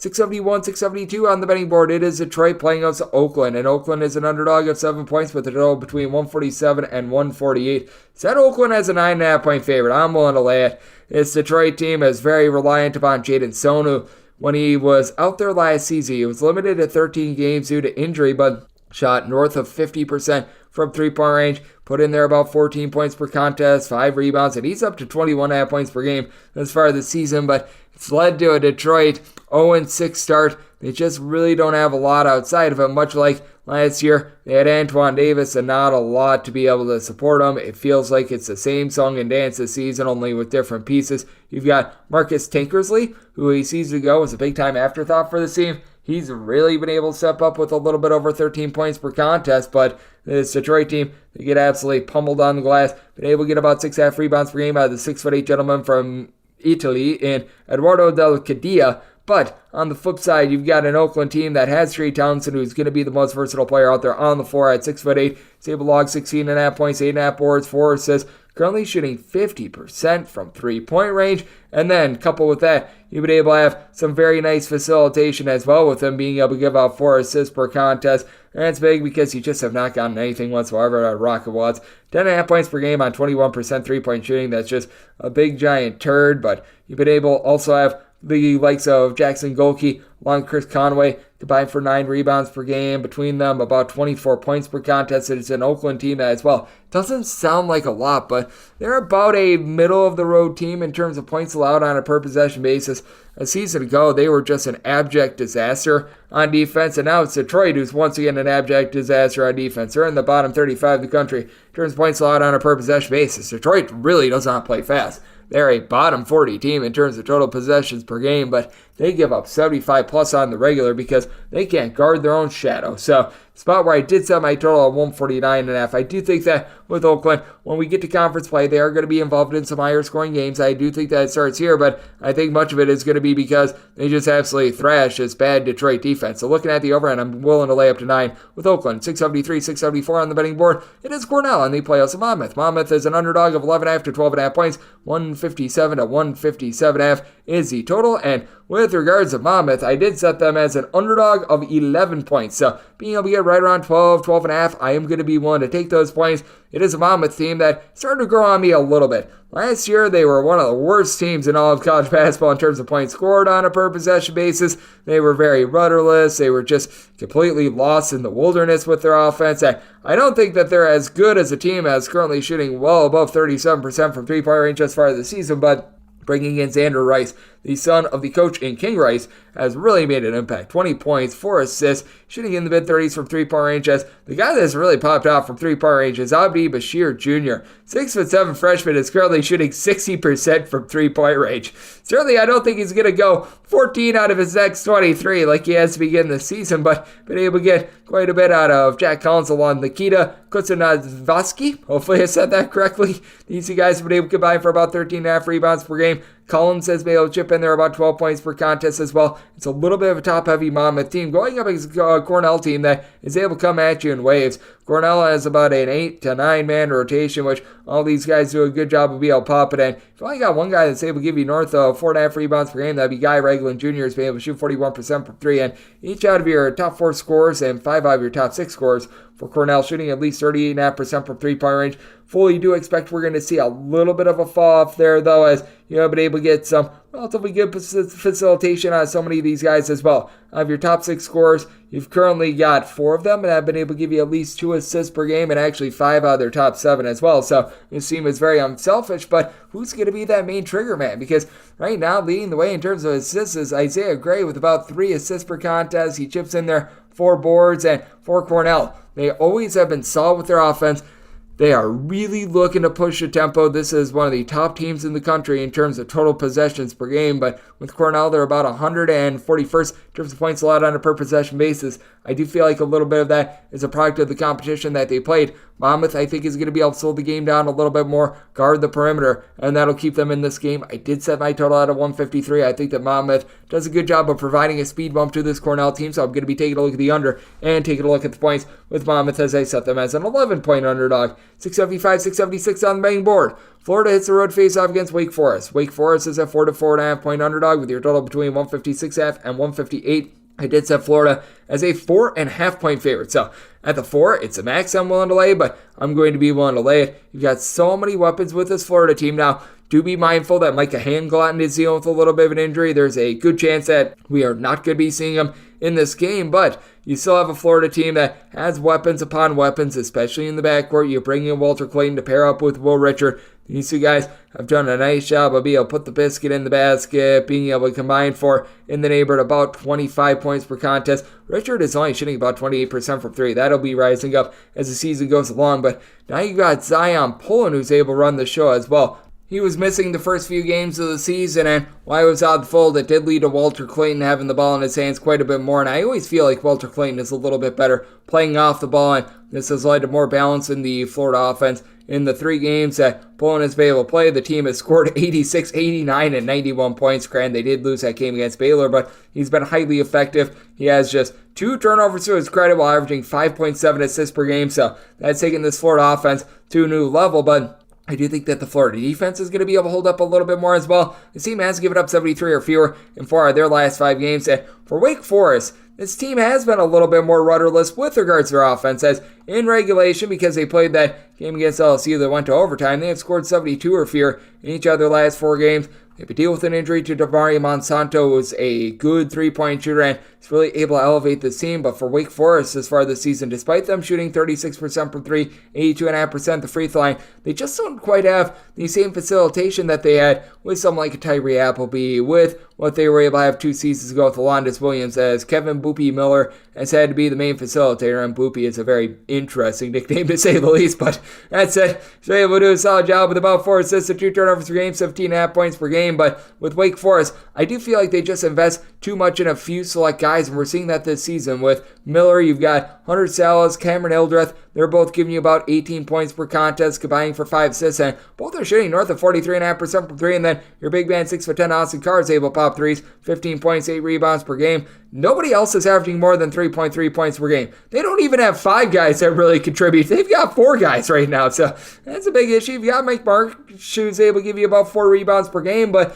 Wake Forest has very much a shortage of scoring options. With Florida, even with them, deal with a little bit of an ailment to Micah Hanglot and Tyree Samuels, able to give you 8.5 rebounds per game, and I do think that this Wake Forest team might tire out against a Florida team that is able to really crank up the tempo, and I just don't know if Wake Forest does their part on this relatively high total. So it is going to be a spot where I take a look at the under. I did set my total more around a 156, and with Florida, willing to lay up to 4 with them. 677, 678 on the betting board. It is North Carolina. They play host to Tennessee. Tennessee is a 1.5 to 2-point underdog. Totals between 142 and 143. I feel like Tennessee should be the 2-point favorite. I'm going to be taking them outright on the money line.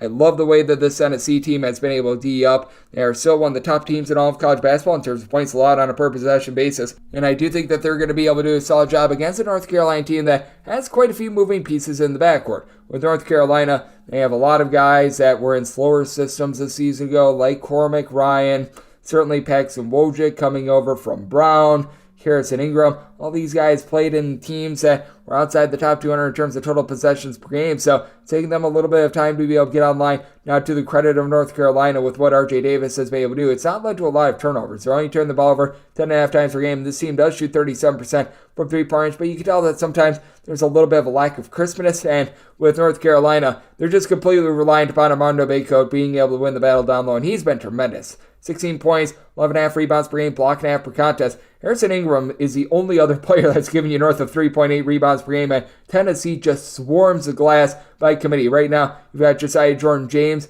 along with James Adu, who have been able to lead the way with combined about 14.5 rebounds per game, but Dalton Knecht can hit the glass. He's been able to connect from 3-point range, shooting about 38% from 3, 17.5 points per game. Santiago Vescovi does a nice job of being able to dole out the ball, along with Zakai Ziegler. You've got pretty much 2 point guards on this team. Toby Awaka is able to do a good job with his defense down low. You've got a Tennessee team that's able to go right around about 8 to 9 deep. Jordan Gainey also gives the team a little bit more 3-point shooting, and they go up against a North Carolina team that, time and time again, they've always had a little bit of a rough go of it with their defense. Now, for North Carolina thus far this season, the defense has actually been halfway decent. If you look at regulation, because that game against Villanova went to overtime, that was 68-68 in regulation. This is a bunch that they have given up 70 points or fewer in regulation in every one of their games except for giving up 72 to Arkansas. So I do think that this could be a more mid-tempo game, but with Tennessee, they are just better with their offense as well. Recognize that they had a tough time putting the ball in the basket against Kansas. There's no shame in that, in my opinion, but I think that Dalton Knecht, Jordan Gainey, this does give this Tennessee team just a little bit more wiggle room to be able to operate on offense. And Tennessee, can't trust in them in March. I can trust in them in November, though. I do think that we might see some late game fouling as well, and I think that Tennessee goes on the road and they get the job done. I like Tennessee outright on the money line, set them as a 2-point favorite. In terms of the total, I set mine at a 144, so I'm actually going to be taking the over to go along with Tennessee outright on the money line. 679, 680 on the betting board. It is Texas A&M. They had the road face-off against Virginia. Virginia's between a pick 'em to a 1.5-point favorite, and your total is between 126.5 and 127. I set Virginia as a 2.5-point favorite. Now, if you had a fully healthy Texas A&M team, I probably would be setting them as a favorite, but you're right now dealing with both Tyrese Radford and Henry Coleman dealing with some ailments, and I think that that plays a big role in this game because you've got a pair of guys that last season were able to give you right around 10 points, 4 boards. They are the main support for Wade Taylor IV. So that does very much impact this game, in my opinion, and I do think that for Virginia, they are going to be able to take full advantage, and I think that they do a solid job of folding up down low as a result, because otherwise, I do think that Texas A&M would be able to completely steamroll on the glass. He's still been able to get right around 7 points, 5.5 rebounds per game out of Solomon Washington. He was able to step up big time when these two guys were out of the fold against Iowa State, and Wade Taylor still go-to scorer, 4.5 assists, 2.5 steals, 20 points per game, but now you've only got really one other guy averaging north of 7 points per game, and Hunter Hefner, and they have to go up against a Virginia team that you know that they're just going to make life miserable on you with their defense. They lose Kihei Clark from a season ago, but Reese Beekman has been Mr. Do It All. Nearly 3 steals, 6 assists, 11.5 points per game. And for Beekman along with Ryan Dunn, they're combining for 5.6 steals per game. This Virginia team has actually been able to pickpocket much better than normal, and I think that that's been a new evolution in their defense, because with the backline defense, typically you don't have a team that generates a lot of steals, but they've got much more active hands than they have in past years. Now, they do lack a little bit of rebounding, because other than Dunn, you don't have anyone that's able to give you much more than 4 rebounds per game, which is why if Texas A&M was a little bit closer to full staff, I would be willing to ride with them there, but I think that those injuries are paramount. That that's the Achilles heel of Virginia on the glass, and I do think that this turns into a little bit of a sloppier game for Texas A&M. I think that they'll have a tough time finding their footing against a Virginia team that is just one of the most low and slow teams in all of college basketball, and this is a Virginia team that has not allowed more than 70 points at all this year, and they've allowed one team to break the 65-point plateau. Set my total 122.5, diving in on the under of the Virginia, 1 to lay up to 2 with them. 681, 682 on the betting board. Richmond, it's a road face-off against Wichita State. Wichita State is a 2.5 to a 3-point favorite, and your total is between 142 and 142.5. With Wichita State did make them a 6-point favorite. I'm going to be willing to lay this number with Richmond. They've been a little bit of a surprise this year. I do think that we're going to see a little bit of a fall off. I was expecting a bit more of the likes of Jason Roche. Now, you do have a 7-footer, Neil Quinn, who's got all sorts of versatility. It's not often that you see a 7-footer that's able to give you north of 3 assists per contest. Is a little bit of a lazy rebounder. You'd like to see him be able to pull in there more than 6 boards per contest, along 14 points per game. And he is really the only guy on the roster who's giving you north of 4.5 rebounds per game. That's going to be a little bit of an issue, because you've got a Wichita State team that has 6'11" Quincy Ballard, who comes in from Florida State. He's been doing more and more on the glass, as he and Dallin Original have been able to combine for about 15 rebounds per game. Kenny Poto at 6'11" has good versatility, 14.5 points, 7.5 boards, shoots in the mid-30s from 3-point range. And then on top of that, Kobe Rogers, who was not allowed to play last season. It was very sad that he was not allowed to play, but he's been able to make up for lost time. He's shooting 37.5% from 3-point range, 16 points, 4 boards, and is a heck of a defender as well. We always take a look at his offense, but this guy also does a very good job just with his defensive tenacity as well for Wichita State. This team has not been able to do the world's greatest job of being able to generate turnovers, which you'd like to see them do a little bit more of that against a Richmond team that sometimes they can be thrown a little bit out of flux, because they do have to have Neil Quinn as their main facilitator. And for Richmond, I do think that they're going to see a little bit of a fall off with their 3-point shooting. Jordan King is currently shooting 47% from the outside with about 20.5 points per contest. Other than that, you haven't been able to get a ton of scoring out of these guys like Delani Hunt and company, and with the lack of scoring options in the backcourt other than Jordan King, I do think that that turns this team a little bit more one-dimensional. I think that Wichita State, who's been quite stout with their defense, going to be able to take them away and be able to get it done. I did set Wichita State as a 6-point favorite. I'm going to be willing to lay this number and set my total at 142. Here at the 142.5, that is my buy point on the under. I do think that there might be some late game following, but even with that, I think that this is going to be a bit more of a controlled game, so looking at the under, and I'm going to be willing to lay it with Richmond. 683, 684 on the betting board. UT Rio Grande Valley is playing us to Grand Canyon. Grand Canyon is a favorite of 13.5 points. Their totals between 151.5 and 152.5. With Grand Canyon, I did set them as a favorite of 11.5 points. So you're at 13 to 13.5. I think we've gone a little bit too far. I'm going to be willing to take the points. It's a Grand Valley team that certainly is one of the lesser ones on defense in all of college basketball, but we have seen Grand Canyon have a little bit of a fall off with their 3-point shooting as well. And if you just take a look at that 2022-23 season, Grand Canyon did feel like had some of the best shooting luck in all of college basketball last season. I did think that there would be a fall off. Now, Ray Sean Harrison is right now shooting 7.7% from 3-point range. He is going to shoot much better than that. Last year shot about 33% from 3. I think that that is about the watermark for him. He's been still logging 14 points per game, but that should see a little bit of a come up as well. And then with regards to what you're able to get down low for Grand Canyon, it's been all about Clay McLaughlin and his versatility, 9 points, 8 boards able to pop threes. Not necessarily the world's greatest three-point shooter, but he gives you quite a bit on that front end. Sidney Curry is more of a back-to-the-basket big man that's able to give you 5.5 rebounds per game, but I don't think that you're going to have UT Rio Grande Valley win the battle down low by any stretch, but Dalen Williams at 6'8", he's a nice combo player that's shooting in the mid-30s from three, 9.7 boards, 3 assists. He's been impacting really all facets of the game for UT Rio Grande Valley. You've also been able to get an unexpected 16.5 points per contest out of Elijah Elliott. He went down to the non-D1 ranks after spending a year at Mount St. Mary's, was a pretty highly touted non-Division I transfer. He's come in and he's been able to make an instant impact. And I was talking about Grand Canyon getting a little bit more out of Rayshawn Harrison from three. UT Rio Grande Valley as a whole shooting 24.5% from three. This is not a great three-point shooting team, but that should be able to come up. And you've got DeAnthony Tipler, who throughout his career has been a good three-point shooter. Even for his career, shoots about 38% from three. Right now he's logging 9 points per contest, shooting below 30% from three. We should see a little bit of a come up there. You should be able to get a little bit more moving forward down low from the team as well with Aaron Freeman. He's been able to do a solid job, 6.5 boards, right around 10.5 points per contest. He's able to chip in there a block per game as well. So I do think that for UT Rio Grande Valley, they should see some positivity in terms of their three-point shooting. They're going up against a Grand Canyon team that really doesn't force a lot of turnovers, so that's been a bugaboo for Grand Valley, turning the ball over about 14 times per contest. And with Grand Canyon, I do think that they get it done, and I do think that they get it done by double figures, but I think we've went a little bit too far, and I do think that for both of these teams, you're going to see a little bit of a warming up with regards to their scoring as well in a high-tempo game like UT Rio Grande Valley likes it. So set my line at 11.5, going to be willing to take the points with Grand Valley, set my total 153.5, so also looking at the over. 685, 686 on the betting board. Stone Cold Stephen F. Austin plays this to Tarleton State. Tarleton State is a 9 to 10 point underdog with your total between a 140.5 and 141.5.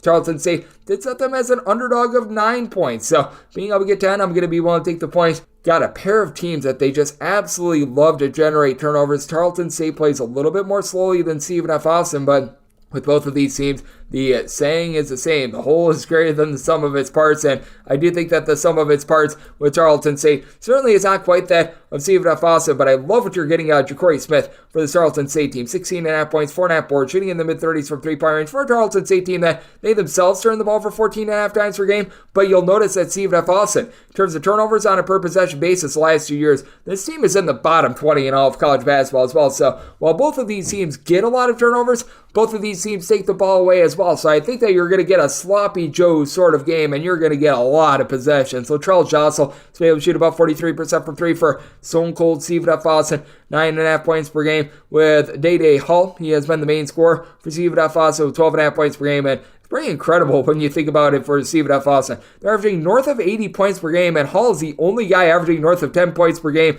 at 12.5. So that shows you the sort of balance that you've got with Stephen F. Austin. They're playing like at least an 11-man rotation. They might be going to a 12-man rotation with bringing in Frank Staney, who is a good sharpshooter over at Utah Tech a season ago. Tarleton State doesn't go quite that deep, but you've got skipped by Lou Williams, who's been able to give you 12 points. He's able to do a solid job of impacting things in the backcourt with 2 steals per contest. It's not as many turnovers being forced by Tarleton State as it is with Stephen F. Austin, but I do think that for Tarleton State, with what you're able to get out of Smith, with them being a little bit of a better rebounding team, they should be able to hold in this game, and I do think that you get enough possessions for an over. I think that there's going to be a lot of turnovers, but that'll lead to some easy buckets. Semi-total at 143. Looking at the over end, take it 10 with Tarleton State. 687, 688 on the betting board. Northern Iowa is going to be playing us at Belmont. Belmont is an underdog of 9 to 9.5 points. Totals anywhere between 157.5 and 158. I'm sort of out on this Belmont team. Not even I'm this out on this Belmont team. I'm going to be willing to take the points. With Northern Iowa, they brought back pretty much everything from last year. You have to wonder how big of a leap you could take from like year 3 to year 4 for a lot of these guys, because it feels like this Northern Iowa team is ancient. Now, a lot of these guys are actually sophomores and juniors. It just feels like they've been on campus for about 100 billion years, because Nate Heisey, he was only able to play 2 games last season before he went down with an injury. He's been the team's just go-to guy, shooting about 42.5% from 3, 15 points, 6 boards, 3 assists per game. But with this Northern Iowa team, you just don't necessarily have supreme size. You were really hoping that a few seasons ago you were going to be able to get a bit more out of Austin Fife. His college basketball career is, unfortunately, I'm pretty sure, done. So you don't really feel for that kid, but really, other than Jacob Hudson, who's saying 6'11", comes in from Medina, Minnesota. He's been able to give you about 4.5 rebounds per game. You don't have that size, and I do think that that's going to allow the 6'7" versatile Cade Tyson to be able to take over in this game. 18 points, 4 boards, 2.5 assists, shooting 44% from three-point range. The relation of Hunter Tyson, who was playing for Clemson last season.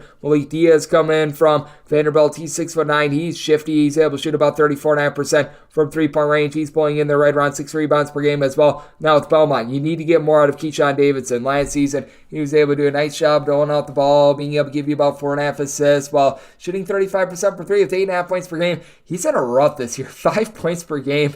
He hasn't turned the ball over a lot, and he's able to take the load off in terms of facilitation for Jacoby Gillespie, but this has been a little bit of a top-heavy team. You need to have him be able to take over, and you could use a little bit more as well out of someone like an Isaiah Walker. Walker last year was a little bit of an afterthought for the team, but shot in the mid-30s from three-point range. With the guys that they lost from a season ago, you need someone like him to be able to pick it up for Belmont. I don't think that they're going to be amazing on the glass, but with the lack of size for Northern Iowa, your top rebounder last year was Titan Anderson at right around about 6'6" or so, and having Bowen Bourne just not giving you a lot. He's been able to average 9 points per game. He's only missed one game this far this season, but he's clearly playing at less than 100%. I do think that Belmont going to be able to hold within this number, going to be willing to take the 9 to 9.5 with Belmont as I set them as a 7.5 point underdog, and semi-total 151.5. Northern Iowa is not playing as slowly as they did a few seasons ago, but they're still well outside the top 200 in terms of total possessions per game. I just don't think that you get enough opportunities to score to be able to push this total over. So I'm going to be diving in on the under, and I'm going to be taking the points with Belmont. 689, 690 on the betting board. It is Missouri State, and they play us Evansville. Evansville is a underdog between 10 to 10.5 points. Your totals between 139.5 and 140.5. Set my line at 13.5. I'm going to be willing to lay it. Evansville's actually been off to a really good start thus far, but I'm wondering how much of it with their 6-0 start is a little bit of fool's gold. They play against Southeast Missouri State twice. I was very floored by the fact that they went on the road and they got the job done against Chattanooga. That actually says a lot about them, but now they go up against a Missouri State team that they just sort of put you in a headlock with regards to their defense. They make things very difficult. They're a team that is one of the slowest in all of college basketball. They've got all sorts of size. This team, I think, is really going to take it out of a bunch that has been a little bit of upstarts thus far. Missouri State currently in the top 50 in the country in terms of points allowed on a per possession basis, and I like the overall versatility of Donovan Clay. 14.5 points, 7.5 boards, 3.5 assists. You're currently shooting 50% from three. Missouri State, they're shooting 38.5% from three. Should see a little bit of fall off there. Now, the one thing that this Missouri State team doesn't do is generate steals. They're only getting about 4.5 per contest. They just pretty much D you up man-to-man. They slow down the game. Michael Lee has been able to do a solid job of being the main facilitator for the team. 13.5 points, 5.5 assists per game, and among your top 3 scorers for Missouri State, his team is willing to share the sugar. How about a combined about 12.5 assists per game? It's been absolutely incredible what we've seen there. Meanwhile, you've got an Evansville team that they're still looking for a little bit more in the backcourt. Tanner Cuff has been your main facilitator, giving out 3 assists per game. I like what they've got down low because you've been able to have Usain Tomi, who comes over from the country of France, be able to give you 10.5 points, 5 boards as a 6'10" big man. And Joshua Hughes, another international man of mystery. He comes in from Australia. He's been able to chip in their 5 boards per contest as well, but for Evansville, this team, they've been able to do a better job of taking care of the ball. 10.5 turnovers per game. They're shooting better from three-point range. I do have my question marks as to how real it is that Ben Himarichis has been able to give you 19 points, 5 boards, 2.5 assists after coming up from the non-Division I level. How much does he get figured out moving forward? This is an Evansville team that has quite a bit more depth than a season ago, but it is a team that they themselves, I do think they could use a little bit more of that main point guard, and I do think that for Missouri State, they're really going to offer Evansville a look that they haven't seen thus far as Evansville played against some shotty defense, to say the least. So this is a spot where I'm going to be taking a look at Missouri State. I set them as a favorite of 13.5 points, and in terms of total, I set mine at a 133.5. I think that Evansville is going to have a very difficult time being able to crack this defense. So taking a look at the under and we'll underlay it with Missouri State. 691, 692 on the betting board. It is Drake, and they hit the road to face off against Valparaiso. Valparaiso is an underdog of 11 to 12 points, and your total is between 142 and 143. Set my line at 12, so between 11.5 and 11, I am going to be willing to lay it with Drake. The Drake has been able to do a very solid job with their main man in Tucker DeVries being one of the most versatile mid-major college basketball players in the country. How about 20.5 points, 7 boards, 3.5 assists per game. Now, they have needed to have the ball in his hands a little bit more, and I do feel like he's most effective when he's able to play off the ball a little bit more. So they need to find who that main facilitator is going to be. Is that going to be Aiton Wright, who comes over from Seton, where he wasn't necessarily a guy that passed the ball out a ton, but was able to give you about 16.5 points per contest as a low to mid-30s three-point shooter. They've been putting the ball in the hands a little bit more of their freshman, Kobe Garland, who's actually been quite solid. He's been able to give you about 3 assists per game, not necessarily too much of a score, so that could be his role, but this also is a bunch that's going to be able to plow down low. Darnell Brody at 6'10", 13 points, 6.5 boards. You'd like to be able to have Grant Sturts back from a season ago, but that said, this Valparaiso team, the old Beacons, I still call them the Crusaders personally, they are going to have a really rough time with their offense. They've only turned the ball over to about 10.5 times per game, and that's a credit to Darius Ziviero. He's been able to do a very solid job of being a pass-first point guard. He's actually averaging more assists than points, 4.3 points, 4.7 assists, and a steal per game. The problem is there's just not a lot of guys that are able to put the ball in the basket. You've gotten a very good performance out of Isaiah Stafford thus far this season, 17.5 points per contest, shooting 37% from three-point range, but he can be a little bit inconsistent, and past that, you don't have a lot of backup. You have been able to have Jerome Palm be able to combine with Jackson Edwards for about 13 rebounds per game. Edwards, who comes in from Murray State, is able to log about 9 points per game, but at Murray State, he just couldn't warrant any minutes whatsoever. You've got big-time question marks in terms of the depth of this team. Sherman Witherspoon comes in as a freshman. He's been shooting about 25% from three-point range as well, and I do think that for Drake, just have so much better offensive weapons. And on top of that, for Drake, last season when they made the NCAA tournament, this was a top 50 team in terms of points allowed on a per possession basis. Drake is not looking to necessarily play at a breakneck pace himself, so I do think that things are going to be a little bit more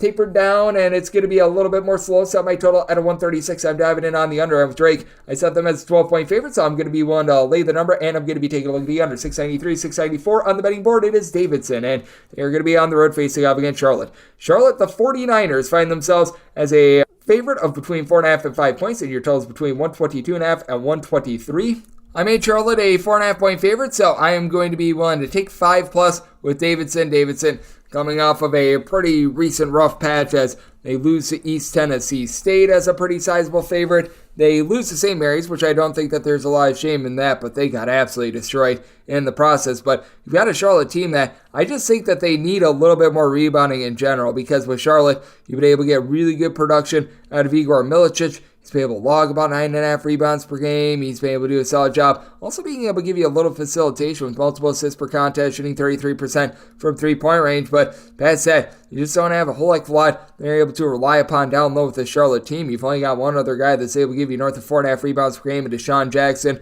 Lucille Patterson has had to really go into takeover mode in the backcourt, been able to give this team about 15.5 points per contest, but it is a Charlotte team that has had a little bit of a tough time popping it from 3 at 29%, and when you're a low-tempo team and you're shooting under 30% from 3, that's a little bit of doomsday. Not like Davidson is shooting a whole heck of a lot better on both of these teams, well outside the top 300 in terms of total possessions per game, but David Skogman has really been a versatile player for this team, 10.5 points, 5.5 boards, currently shooting 37% from three-point range, and then we've had guys like Connor Kuchera, Grant Huffman, Angelo Breezy be able to combine between the three of these guys about 27 to 28 points per contest. Been able to have Huffman be able to chip in their 4 assists per game. Both of these teams do a relatively solid job of being able to take care of the ball, and I do think that for Davidson, they are going to be able to bounce back a little bit, and we have seen the best of this Davidson team. They held with Clemson on a neutral court. They were able to knock off Maryland. I do think that they're going to be able to return to form. Meanwhile, you've got a Charlotte team that does feel like they're just a little bit all over the place in terms of their offense. If you take out the fact that they played an overtime game against Central Florida, because that game was 59-59 at the end of regulation. This is the Charlotte team that has yet to break the 70-point plateau all season long. So I do think that you're in for a low-scoring slog. I think that this might have went a little bit too far for Davidson. The first time that they really failed to break 64 all season was that game against St. Mary's. So I think both teams are going to be able to get north of 60. I did set my total at 126.5, looking at the over, and with Charlotte, going to make them a 4.5 point favorite, so we'll take 5+ with Davidson. 695, 696 on the betting board. It is SMU playing us to Dayton, and Dayton is a favorite of 1 point at some books. At other books, they're as much as a 1.5 point underdog. Your total staying between 134.5 and 136, and with SMU, I did set them as an underdog of 2.5 points. So with Dayton, I'm going to be taking a look at them either outright on the money line or going to be willing to lay a very small amount of points with them. With Dayton, they are dealing with injuries. They're going to be without Malachi Smith for the rest of the season, but I just still have a lot of question marks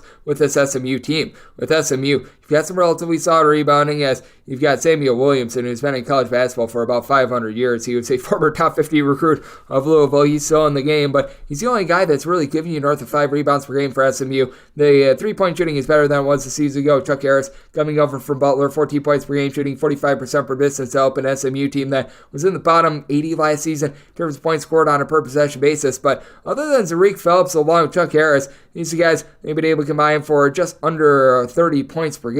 You really don't have a lot of other options, and I just don't know how this SMU team hangs with Deron Holmes. He and Nate Santos have been able to do a tremendous job with the combined about 14 rebounds per game. Holmes at 6'9", 6'10", he's able to give you 16.5 points. He's able to shoot it from three-point range as Dayton as a whole, shooting about 35.5% from the outside. Now, the facilitation is a little bit more of a question mark, but the Dayton team, they had to deal with having Smith out of the fold for much of the season last year. So Kobe Elvis, he enters into the building as the point guard. He's been able to give out 5 assists to less than a turnover per game. He's been a very capable shooter throughout his career, only shooting about 27% this season. And because he has the ball in his hands more, his three-point shooting is probably going to continue to be a little bit further downward. But if he can get something out of Enoch Cheeks, who was Mr. Do-It-All over at Robert Morris a season ago, where he was able to shoot in the mid-30s from three-point range, 15.5 points, 4.5 boards, 3.5 assists per game. If he's able to be a lesser version of that with Dayton, they should be fine moving forward. I do think that this Dayton team gets the job done against an SMU team that's very clunky, and they really don't shoot it well from three-point range while not being the greatest on the glass. So, going to be looking at Dayton either as a slight favorite or outright on the money line. Made them a 2.5-point favorite. And did somebody total 134.5. Dayton, bottom 50 team in terms of total possessions per game. SMU having a tough time with their offense, so diving in on the under of 135 or higher, and going to be looking at Dayton. 697, 698 on the betting board. It is Bradley. They hit the road face-off against Murray State, and Murray State is a 4.5 to a 5-point underdog, and your total is 141 with Murray State. I did set them as an underdog of 6 points, willing to lay it with Bradley. Bradley, over the last few seasons, has been one of the top teams in terms of points allowed on a per-possession basis of any of these mid-majors, and I think that Murray State is going to have a tough time coping with that. Now, with Murray State, you do have to like what Nick Ellington has been able to deliver down low. Comes in for Eastern Illinois with 9 rebounds per game. That was unexpected, but the versatility of Malevi Leons is going to be too much for this Murray State team to handle. He, at right around 6'9", comes in from the Netherlands, shooting in the mid-30s from three-point range, 15 points, 7 boards. Love his overall game, and for Bradley, they do need to calm down on the turnovers. 13.5 per game. They're missing a few guys that were in the backcourt from a season ago, but you've also got Connor Ickman, who's been able to give you 3.5 assists per game, shooting about 36% from three-point range. The Duke Demon has been able to give you about 3 assists. He's chipping in their 9 points per game, and it's a Bradley team that they do a very nice job of having options. They've got a nice 8-man rotation with all these guys averaging about 11-plus minutes per contest, and then on the flip side, you've got a Murray State team that is very reliant upon their main two in the backcourt. That'd be Rob Perry and Jacoby Wood, combining for about 30.5 points per game, and as a whole, you do have a Murray State team only turn the ball over about 10.5 times per game. These two guys combine for about 3.5 of those turnovers and 6.5 assists per game, but what are you going to be able to get out of more of these ancillary guards like a Quincy Anderson, Sean Walker, who comes in from Mercer, who a season ago at Mercer was able to give you about 40% three-point shooting at 8.5 points per game. That hasn't translated to Murray State thus far this season. I do think that Bradley going to be able to slow this game down, have their defense be able to win out here, and their overall size win the battle on the glass. So I did set this line at 6. I am going to be willing to lay it with Bradley. I made my total 138, so going under to go along with Bradley. 699, 700 on the betting board. It is Utah Valley playing goes to Seattle. Seattle's a favorite of a point, and your total is between 136.5 and 138.5 with Seattle. I did set them as an underdog of 2 points. I'm going to be willing to take Utah Valley outright on the money line. With Utah Valley, lots of moving parts with this team after a season ago. They have Mark Madsen leave. They lose pretty much each of their top 3 scorers from a season ago, but Southern Utah transfer Drake Allen has been able to give the team some nice shooting with about 12.5 points, 3.5 assists per game. His three-point shooting overall this season, it's going to be coming northward. Last year he shot about 35.5% from 3. That is down to about 22.5% thus far this campaign, and for Utah Valley as a whole, they're shooting 24% from 3. This is not going to be an amazing three-point shooting team, but they're better than a 24% three-point shooting team. You've got Caleb Stone Carawell. It's pretty much the only guy that's attempted more than 5 threes that is shooting above 30% from distance. Comes in from Austin Peay. He's been able to log about 10.5 points per game. This team is lacking a little bit down low, but you do have the Utah State transfer in Trevin Dorias, who was a starter for Utah State a season ago, logging about 8.5 points, 8 boards, and I do think that that's going to be able to win out down low against a Seattle team in which they're just mixing and matching around Cam Tyson, and for Cam Tyson, he's been a little bit down this year. Last year was logging 20 points per game. He's down to about 15.5 points per contest thus far this season, shooting in the mid-30s from three-point range, but for Seattle, typically this is an up-tempo team that plays solid defense. Right now, they're turning the ball over 14.5 times per game. Now, with Tyson, he has been able to get a little bit more help in the scoring department out of Kobe Williamson, along with Alex Schumacher. They've been able to combine for about 25.5 points per game, a little bit over 10 boards, and then Brandon Chartfield at 6'10", letting it fly at about a 36.5% clip from 3, 10 points, 6 boards. So you do like that Seattle's getting a little bit more out of the guys not named Cam Tyson, but you still have your question marks there. It is a team that has lots of versatility, but they just don't do a great job of being able to handle the ball in general. And I do think that is going to be a little bit of an Achilles heel for the Seattle team moving forward. I do think that Utah Valley is going to be able to take advantage of that. I think that they're going to be able to do a solid job with Doran on the glass. So this is a spot where I made Utah Valley the favorite of 2 points. So I'm going to be taking a look at them right on the money line. And with regards to this total, I did set mine at a 142. It's a Utah Valley team that they were faster last season, but they were solid on defense with the Seattle team. It does feel like they're a little bit all over the place, and I do think that this could be coming down to some late game felling, and fully expect Utah Valley to be shooting better from three-point range moving forward. So we're going to have Utah Valley outright on the money line, and these total over 7-1, 7-2 on the betting board. UT Arlington is going to be playing us to Abilene Christian. Abilene Christian is an underdog of anywhere between 1 to 1.5 points, seeing a pick 'em line out there as well, with the total in the neighborhood about 142, seeing out there as well 143.5, and that will put me on the under. I set my total at 136.5. And with UT Arlington, I did have to make them an underdog of 3.5 points. UT Arlington does look a bit more rock solid with their offense than they did a season ago, but this is so a bunch that is a bit all over the place. They've got a lot of moving parts from a team that a season ago was able to just really have that distinct style of making things very slow, grimy, yucky. You bring back Shamar Wilson from season ago, and I like what Shamar Wilson is doing down low. 16.5 points, 10.5 boards. He's going to be the best true low post player in this game, as for Abilene Christian, you don't have a single guy that's able to log north of 5.5 rebounds per game, but with this Abilene Christian team, the whole is greater than the sum of its parts.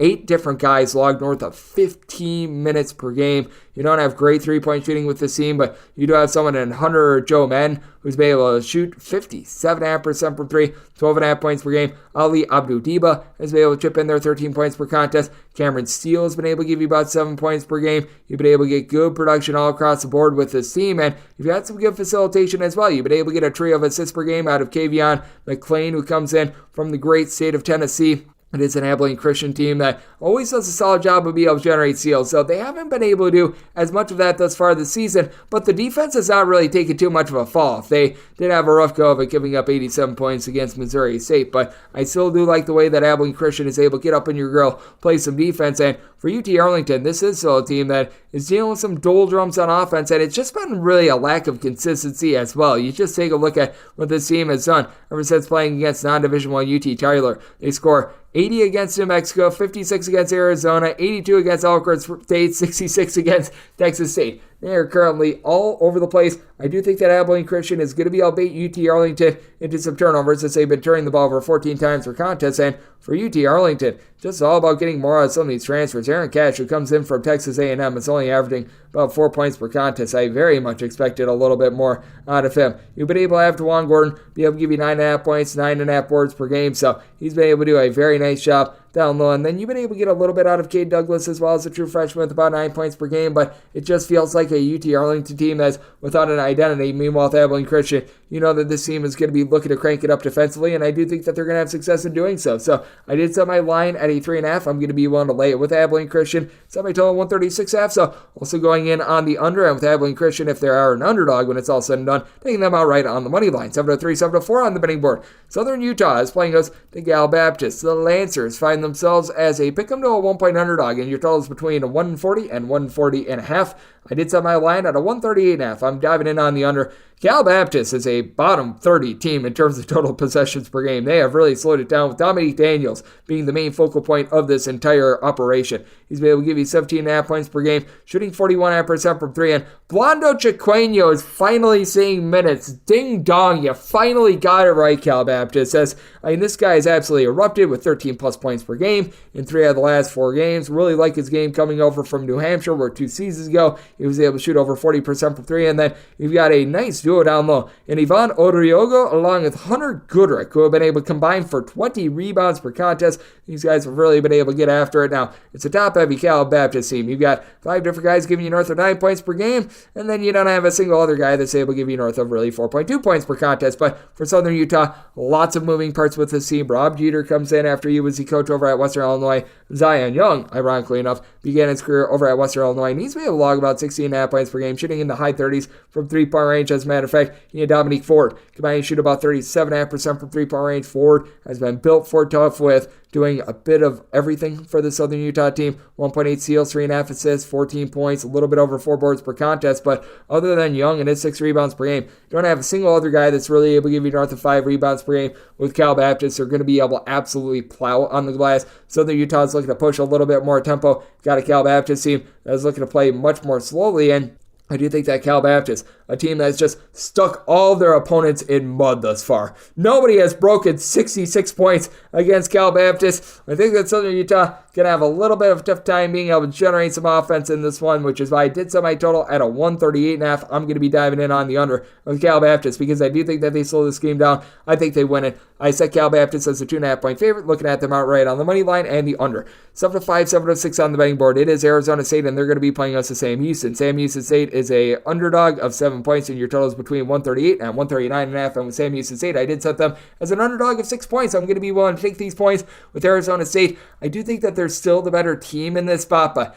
man, other than that one game against Vanderbilt, it has been a slog for this Arizona State team on offense. They are well outside the top 250 in terms of points scored on a per possession basis. You've had Frankie Collins do a solid job trying to dole out the ball with about 3 assists per game and 3.6 steals per game. This Arizona State team has actually been really good on defense. The problem is their offense is currently a turd. It's not necessarily even because of turnovers. This Arizona State team is only turning the ball over about 10.5 times per game. They just can't shoot to save their lives, and they've had a little bit of a tough time both guarding the perimeter and also shooting it from 3, as they're shooting less than 29% from 3-point range. Meanwhile, you saw BYU absolutely light them up like a Christmas tree from 3-point range a few nights ago. Meanwhile, Sam Houston State, you've got a little bit of a changing of the guard as Jason Hooten, darn Tooten, he is no longer in the fold. So Sam Houston State has really cranked up their tempo from being a team outside the top 250 in terms of total possessions per game a season ago to now being in the top 50 with Davon Barnes, top scorer from Texas Southern a season ago, being one of the main headline guys in this offense. He and Lamar Wilkerson are combined for about 31 points per game. Now, both are shooting in the high 30s from 3-point range.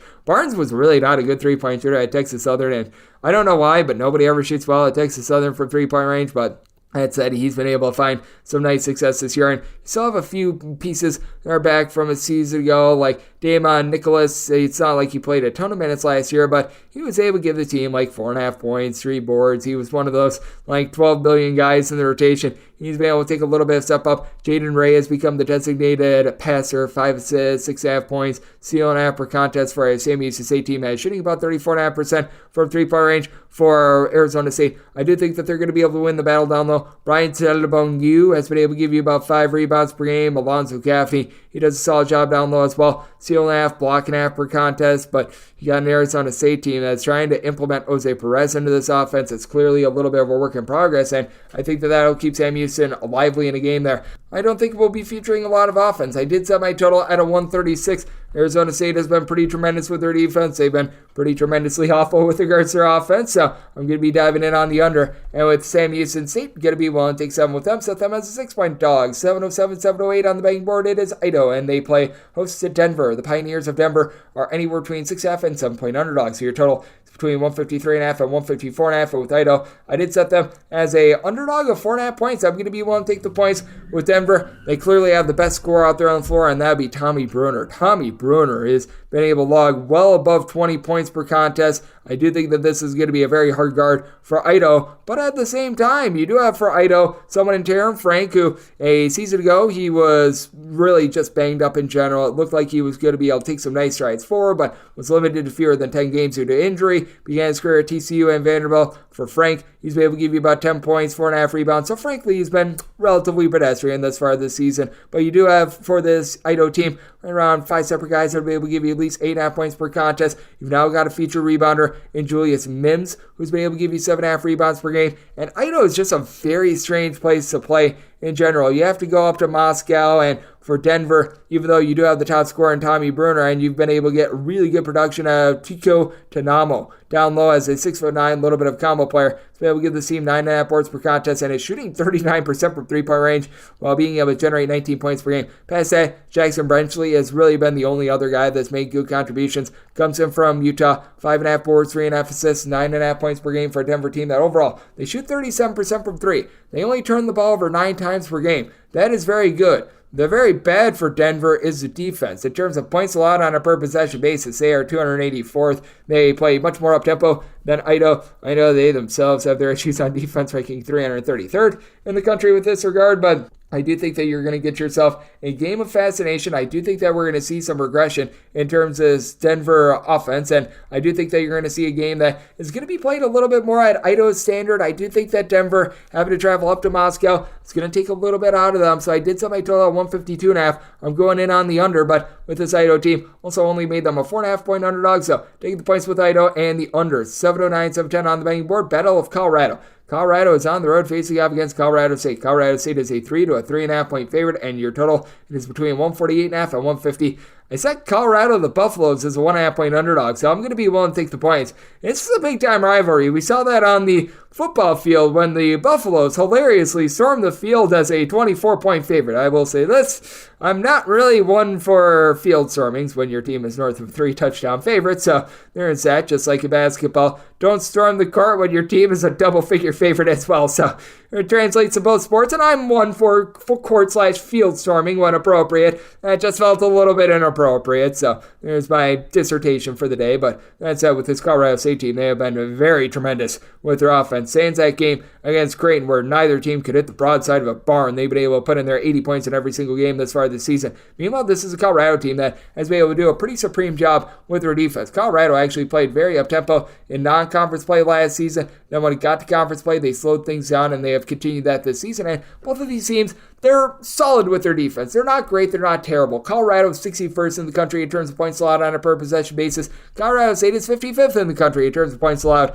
on a per possession basis. But for Colorado, I do think that they're going to be a little bit of a hard team to guard with KJ Simpson, Tristan De Silva in the backcourt, combining for about 33.5 points per contest. De Silva currently shooting 50% from 3 as a 6'9" combo player, and he shot close to 40% last season. I think that that'll take a little bit of a dive, but I don't think that he's going to shoot like 30% when it's all said and done. This is pretty real. You've been able to have Eddie Lampkin do a solid job with 8 rebounds per game, and I think that that is going to be really the big crippler here for Colorado State. They just don't have a ton down low. The Joel Scott, the man from Black Hills State College, D2 transfer, has been amazing. 14.5 points, 7 boards. He's shooting only about 27 or so percent from 3-point range, but a block and a steal per game. He's impacted the game in so many different ways. Patrick Cartier is someone that I'd like to see hit the glass a little bit more, but he's another D2 transfer that's giving you 10.5 points. Currently shooting 50% from 3 for a Colorado State team that's shooting a blistering 39% from distance. And the best player out there on the floor, in my opinion, is Isaiah Stevens. 17.5 points, nearly 8 assists to 2 turnovers per game, headlining a Colorado State team that is only turning the ball over about 10.5 times per game. But with Colorado, they've got a lot more options this year as well, with the likes of a Justin Hammond being able to give you about 10 points per contest. I really like the freshman in Cody Williams at 6'8". He's able to pop some threes, giving you about 11.5 points, 2.5 assists per contest. And I think this comes down to the bitter end.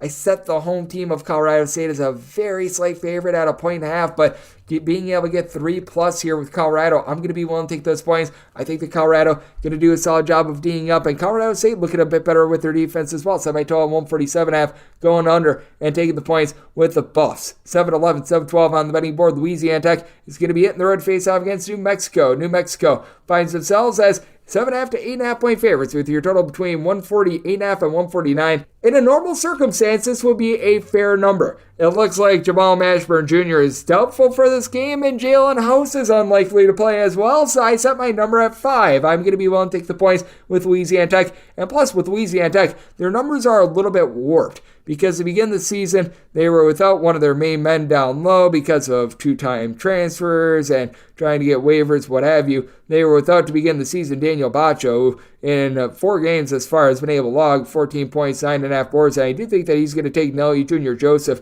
on the flip side for New Mexico to task, as he and JT Toppin have been able to combine for in that realm of about 16.5 rebounds per game. Neither of these guys really have versatility, but now with Mashburn dealing with an injury, with having Jalen House only playing 1 game this far this season, you've got pretty much a Donovan Dent show for New Mexico. He's really been able to rise up this season. Last year, he was a relatively solid role player off the bench, but he's logging 18.5 points, stealing half per game, nearly 7 assists per contest, but it does leave New Mexico with not a lot of three-point shooting. Dent has been able to shoot 44% from distance, and you really don't have anyone else that's taken a consistent amount of threes, shooting above 31% from the outside. It is a New Mexico team still taking good care of the ball with about 10.5 turnovers per game, but it does make them quite one-dimensional. And then for Louisiana Tech, Drayvon Magnum is a 6'8" combo player that's able to give you 6 boards. He in the past has shot 40+% from three, currently shooting 37.5% from three-point range. You've got a nice 6'5" do-it-all guy in Isaiah Crawford who's logging about 14 points, shooting north of 40% from three-point range as well with Louisiana Tech. Ball security always is a little bit of an issue for the team, but they've really worked on that this year with about 11.5 turnovers per game. I think that this is going to be a tight game. I said Louisiana Tech is a 5-point underdog. I feel like people maybe were a little bit too overrated on New Mexico coming into the year. That includes me, and with these injuries, I've had to downgrade them quite significantly, especially on the offensive end. Set my total at 147, so diving in on the under and taking the points with Tech. 7-13, 7-14 on the betting board. It is Georgia on the road facing up against Florida State. Florida State is a favorite of 7.5 points, and your total as 150.5. And with Georgia, I did set them as an underdog of 5.5 points. I'm going to be willing to take these points. With Florida State, this team is really playing at a breakneck pace. They are in the top 20 right now in terms of total possessions per game. The defense has been suspect. They are currently about 84th in the country in terms of points allowed on a per possession basis. A little bit of that is a product of the competition that they have been playing against, and I do think that for Florida State, they're going to have a little bit more of a tough time with the Georgia team that has really found good production out of Noah Thompson. Thompson tore it up at the Metro Atlantic level 8 seasons ago. He was over at Niagara where he was Mr. Do-It-All. 19.5 points, 3.5 boards, 3.5 assists for a team that was in the bottom 20 in the country in terms of total possessions per game. That's not easy to do. And then for Florida State, certainly have someone in Darren Green Jr. that's able to bomb it from three, 35.5% from the outside, 13 points per game, but I don't have a lot down low. The only guy that's been able to give you north of 5 rebounds per game is Jameer Watkins, and Florida State is always supposed to have all these freak athletes that are able to have all sorts of versatility, size, what have you, and that's not been the case. Josh Nickelberry comes in from LaSalle, and he's shooting an unreal 60% for three, but he's only giving you about 6 points per contest. Baba Miller is not provided when we were hoping he would. Matthew Cleveland is now out of the fold. He's playing for Miami, so that means that Georgia has a chance to be able to hold in there, in my opinion. Now, for Georgia, they're going to need to do a good job with Russell Chaywa down low. He's a 7-footer who's been able to give you about 6 boards per contest for Georgia. They're only shooting about 30% from three-point range. And Georgia has their defensive votes as well, about 117th in the country in terms of points allowed on a per-possession basis. But Blue Kane has been able to give you some nice contributions as a freshman with about 7 points per game. And Jordan Abdul-Rahim, he's been one of the main three-point shooters for the team, as really for Georgia, it's your big three in Abdul-Rahim, Thomason, and also Justin Hill, who have all been able to be your main three-point shooters, as all three of these guys shooting between 36.5% and 38% from three-point range. And this is an ordeal where I did set Georgia as a 5.5-point underdog. I'm going to be diving in on the under. I think the Florida State is once again going to be running it and gunning it. They have given up plenty of points as far this season. Meanwhile, for Florida State, they've gone to at least 77 in all but one of their games as far this season. So good old situation if something's got to give. Set my total where I'm going to be taking a look at the over and the points with Georgia. 7-15, 7-16 on the betting board. Virginia Tech is on the road facing off against Auburn. Auburn is a favorite of 9.5 points, and your total is between 149.5 and 150.5. I thought I was pretty high on Auburn, making them an 8-point favorite. Here at 9.5, we've just gone a little bit too far. I'm going to be willing to take the points with Virginia Tech. They had a no good, very bad, awful game against Florida Atlantic to wrap up that multi-team event. But all in all, I do like what I'm seeing on this Virginia Tech unit. You've got Lynn Kidd, who's really been able to step up down low, much to my surprises. I thought that the fall-off from Justin Mutz was going to be pretty big with this team, but he's been able to log north of 15 points, 8 boards per contest, has really been able to do a nice job checking all those boxes. Not a guy that's going to be able to pop threes, but you've got Sean Padula who's able to give you north of 5 assists per contest. This is a Virginia Tech team that, even with their clunker a few days ago against Loyola Chicago, this has still been one of the more efficient offenses in all of college basketball, going up against an Auburn team that is a much better three-point shooting team than they were a season ago. A season ago, Auburn well outside the top 300 in terms of three-point shooting percentage. Now they're shooting 36% from the outside. No question about it. Aiden Holloway has made it a big impact. True freshman, giving you 4 assists, 13 points per contest, shooting 43% from 3. But how about Gene Broom? He's cleaning up down low. He's able to still give you about a block per contest along 7.5 boards, 15.5 points per game. But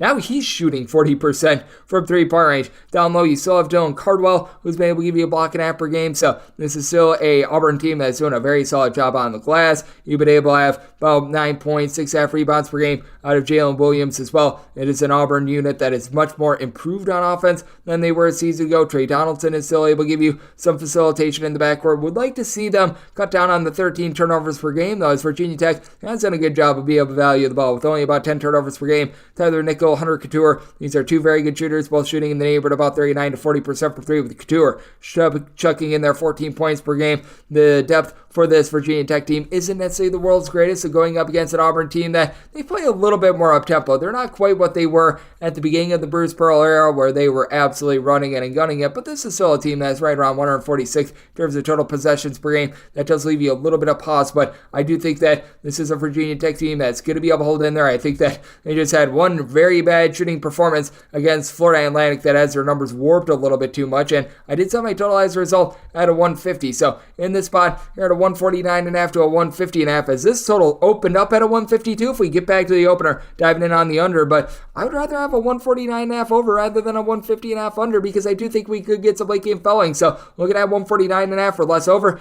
and taking the points with Virginia Tech, set them as an 8-point dog. 717, 718 is going to be the DK Network right-up pick. We've got Duke on the road facing off against Arkansas. Arkansas, a home underdog of between 4.5 and 5 points, and total on this game, it is 149.5. I did set my total at 150, so barely in on the over here, but my write-up, that is going to be on Arkansas. If I'm able to get the money line, I will take it. Typically with these write-ups, I have to do these before money lines are available, so it'll probably be me just taking the points here with Arkansas. But that said, with this Arkansas team, it's been a rough go of it, and I fully recognize that. They have lost 3 out of their last 4 games. They've been trying to figure out their rotations, as this Arkansas team towards the beginning of the season always does, but I do think that they actually match up well with the Duke team, that even though we're not sounding the alarms as much for them as we are with Arkansas, keep in mind, Duke was trailing at the half against Southern Indiana a few days ago. This is a Duke bunch that's going to have the best low post player in this game, and Kyle Filipowski, 19 points, 8 boards, but Trayvon Brazile is one of the few guys in the country I think can actually match up with him.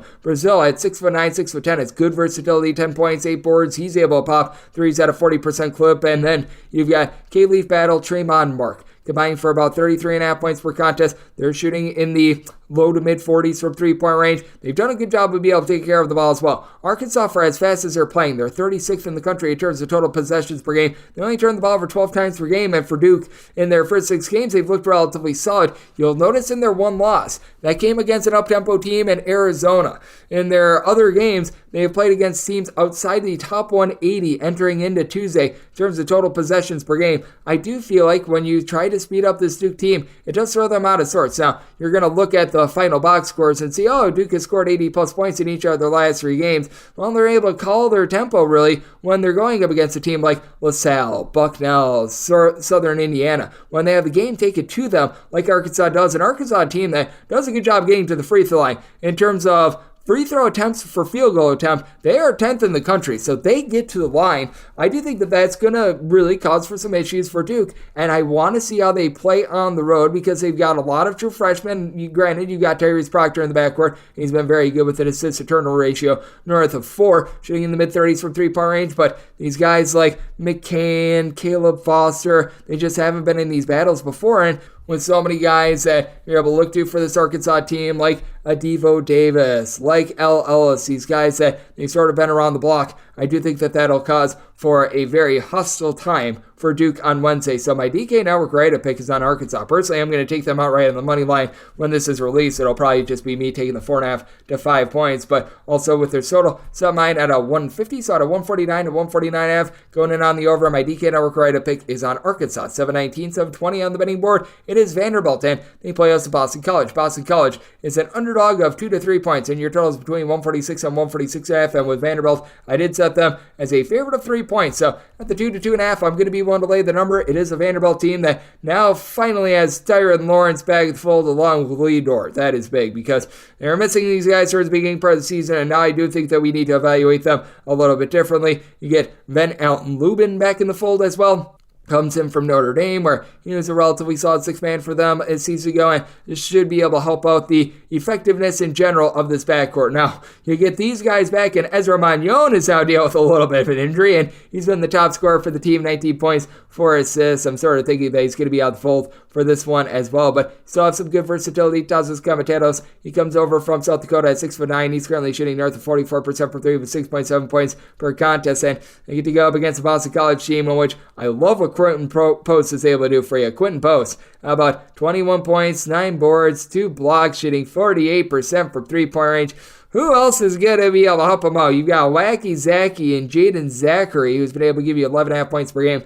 2 seasons ago, this guy shot 48% from three. He's now shooting 16% from three thus far this season. Claudel Harris is able to give you 12 points per contest as well. But I mean, other than Zachary, you don't really have a main trigger man for the team outside of Post. You really don't have anything down low as well. It's a very one-dimensional Boston College team, and with Vanderbilt getting reinforcements back, even with Magnon out of the fold, that does help them out quite a bit. It is a Vanderbilt team that has been a little bit lackluster on defense. They're outside the top 150 in terms of points allowed on a per possession basis, but it's not like this is a Boston College team that's necessarily batting down the hatches themselves. They've been able to put in, they're about 74.5 points per game, and the numbers don't look bad, but that has been a product of the competition that they have played to this point. So I did set my total at a 137, especially with Magnon deal with injury for Vanderbilt, but I do think that with Vanderbilt getting their guys back, they should be able to get the job done down low and be able to win this game. I do think that Quentin Post gets his, but Vanderbilt, they win the game, while Post, he's able to win the individual stat battle. So going to be one to lay it with Vanderbilt. Set my total at 137. It's also diving in on the under, 721, 722 on the betting board. It is Nevada. They play us Montana. Montana is an underdog between 15 to 16 points, with your total between 141.5 and 142. And with Montana, I did set them as an underdog of 14.5 points. I think we've gone a little bit too far here with north of 15. I'm going to be willing to take these points with Montana. Has been a little bit of a rough year for them, and really ever since they lost Cameron Parker a few seasons ago, they have been looking for that main trigger man in the backcourt, but I do think that they're going to be able to hold in there against a Nevada team that has been pretty stinking impressive as far as the season. I am not going to lie, but I do think what comes up must come down for this Nevada team. Now, the one thing that Nevada does, they dot their I's and they cross their T's. They're a very disciplined team. 8.3 turnovers per game. They're shooting 76% the free throw line, mid-30s from three-point range, with a duo in Keenan Blackshear and Jared Lucas combining for about 36 points per contest. Blackshear at 6'6" is able to dole out 6 assists per contest. Trey Coleman has been a stat sheet sufferer with a little bit less scoring, but 9 points, 3 assists, a steal and a half per contest. But when it comes to Nevada, they can sometimes get a little bit just out of sorts on the glass. You've been able to get Jazz Gardner to be able to give you about 5 rebounds per game, but other than Noah Davidson, you don't have a ton there. And for Montana, they are going to need to have Lalu Okay, who's been able to give you 6.5 rebounds per game, along to Sean Thomas, who's got a little bit more versatility, 10 points, 5 boards, shooting 43% from three, to be able to do a good job on that battle. I do think that they're going to be able to do so. Coupled with that, you've got a Montana team that they've cut down on the turnovers this year. They only turn the ball over about 11 times per game. Brandon Whitney has had the ball in his hands quite a bit more with 3 assists per game. He's able to shoot 40% from three, but early on in his career, he was a little bit more of a chucker. Now he's a bit more of a passer. We've also got Josh Vasquez, who throughout his career has been a very solid three-point shooter overall. And Montana, a career about 37.5% three-point shooter, averaging about 9 or so points per game. And if Aiden Moody is able to step up as well, he's been able to log about 14.5 points per game. I do think that Montana going to be able to hold in there against a Nevada team that has been very good with their offensive execution this year. But with Montana, they always do a nice job of being able to slow this game down in terms of total possessions per game. With Montana, they are 343rd in the country, and I think that that's going to be a big reason why they do hang within this number. So I did set my total at a 136.5. I think that Montana slows this game down, so diving in on the under end, going to be willing to take north of 15 with the Grizz. 723, 724 on the betting board. Pacific plays host to Cal State Northridge. Seton is a 3.5 to a 4.5 point underdog, and your total is 148.5. I said Seton as a 2-point favorite. I'm going to be taking a look at this game outright on the money line. With Pacific, they got pushed to overtime on their home floor against Mississippi Valley State in their last game. Like, talk about a winding road. This Pacific team at the beginning part of the year knocked off Cal on the road. They then get outscored by 40 points and a half against Nevada, and then they blow a 15-point lead and go to overtime against Mississippi Valley State. If you can figure this one out, you let me know, because my goodness gracious, this team is all over the place, and the reason why they're all over the place, they have zero rebounding whatsoever. You've got one guy that's pulling in north of 5 rebounds per game. That'd be Donovan Williams. 10.5 points, 5 boards. It's a Pacific team that they don't rebound well. They turn the ball over 15 times per game. They shoot 30% from 3. They shoot 62% the free throw line. You tell me why they're a favorite here, and you let me know, because this team has just not performed very well. Meanwhile, Seton, I like the fact that they brought in Andy Newman, who was a good coach over at Cal State Bernardino, brought back 2 of the headline guys from last year's team, and Deshaun Ellen-Ike and Deontay Bosick. These 2 guys have been able to combine for about 33.5 points per contest. They're combined shooting north of 38% from 3-point range. Now, Seton needs to cut down on the turnovers as well. 14 turnovers per game. They're shooting about 28% from 3, but each of your top 3 scorers are shooting north of 37% from the outside. Been able to get more rebounding out of the team as well. Ellen Ikens, Keontae Jones, who he comes up from the D2 ranks along with Newman. They've been able to combine for 14 rebounds per game. Been able to get about 6 boards, 8 points per game out of De'Aaron Tucker as well, who comes in from Indiana State and Oregon State. So got some guys that have been dealing with some battles, and I do think that Mohamed Fofana is going to be able to give you a little bit of something as well. He's another guy that came up with Andy Newman from the non-Division I level. Hasn't necessarily materialized quite yet from an offensive side of things, but he's been able to give you about 4.5 boards at 6'6". He's got some versatility, and with Seton, I feel like this team is getting better and better as the games go along. They knocked off Mississippi Valley State by a count of 84-48. So if you're doing the comparison test there, Seton has been much better. But I just like the way that this team has been able to materialize, and for Pacific, it's just been an offense that has been all over the place. So it is a spot where I did set my total 154. Seton is looking to gun it. Andy Newman, when he was at the Division II level, was one of the quickest coaches in all of college basketball, and Pacific can't rebound. So looking at the over, I'm looking at Seton outright on the money line, 725, 726 on the betting board. San Jose State is on the road facing off against Cal Poly. Cal Poly is an underdog of 9.5 to 10.5 points, and your total is 128.5. And with Cal Poly, I did set them as an underdog of 9.5 points, so I'm going to be one to take the points with them. Got a San Jose State team that's now going to be without Robert Viola, most likely for the entirety of the season. You were already dealing with them being out of the fold, but with Cal Poly, I do think that where they're going to be able to execute is in the backcourt. Kobe Sanders being able to take massive strides forward, shooting 42% from 3, 16 points per game for a Cal Poly team that traditionally they're just super duper slow, and really both of these teams last year were in the bottom 50 in terms of total possessions per game. Now the big thing for Cal Poly is that you're going to need to get more down low. Joel Armatrading has been able to give you about 5 rebounds per game, and he's right now leading the team in that regard, but Cal Poly has been much wiser with the ball. They're only turning the ball over about 9.8 times per game. You have the transfer from Fresno State and Cal and Jared Hyder, who's been able to chip in there about 11.5 points per game. This team is not amazing with regards to their 3-point shooting, and certainly they're going to need to get a little bit more down low, but they at the very least now have some pieces in the backcourt for San Jose State. They aren't as strong of a low post team as they were a season ago, though they're still going to be able to win that battle. You've got Ardrame Dionge, who's been able to give you about 6.5 rebounds per game. Someone who last season was a little bit more of an afterthought in this program. He's a 7-footer that comes in from Washington State, so what he's able to bring to the table. You've got Quebec Gronero along Trey Anderson, been able to combine for about 29 points per game. Both of these guys shooting well north of 40% from 3-point range, but we've got a very top-heavy San Jose State team. You've got 4 separate guys. They're able to give you north of 13 points per game. You've also been able to have Myron Amy Jr. be able to give you about 3.5 assists, 13 points per contest, and then the other man chipping in there, 13 points, is Alvaro Cardenas. But I do think that for Cal Poly, they've got a little bit more depth. They're going to lose the battle down low, but they're not going to get destroyed down low, and that'll be enough to be able to keep them within single digits in a game that it's going to be a little bit of a low-scoring slog with neither of these teams looking to push tempo. So I did set my total more on a 127.5. I'm going to be diving in on the under at 128, and with Cal Poly being able to get double figures, I'm going to be willing to take those points. 727, 728 on the betting board. It is UC Santa Barbara. They play us to Northern Arizona. The Lumberjacks find themselves as an underdog of 10.5 points in your total. It is 149 to 149.5, and I say UC Santa Barbara is a 16-point favorite. I'm going to be willing to lay the number. This Northern Arizona team just is not good, and I wish I could put it any other way. And for UC Santa Barbara, I don't think that bookmakers have adjusted enough for the fact that A.J. Mitchell is back to the fold. A.J. Mitchell Mitchell is one of the best mid-major guards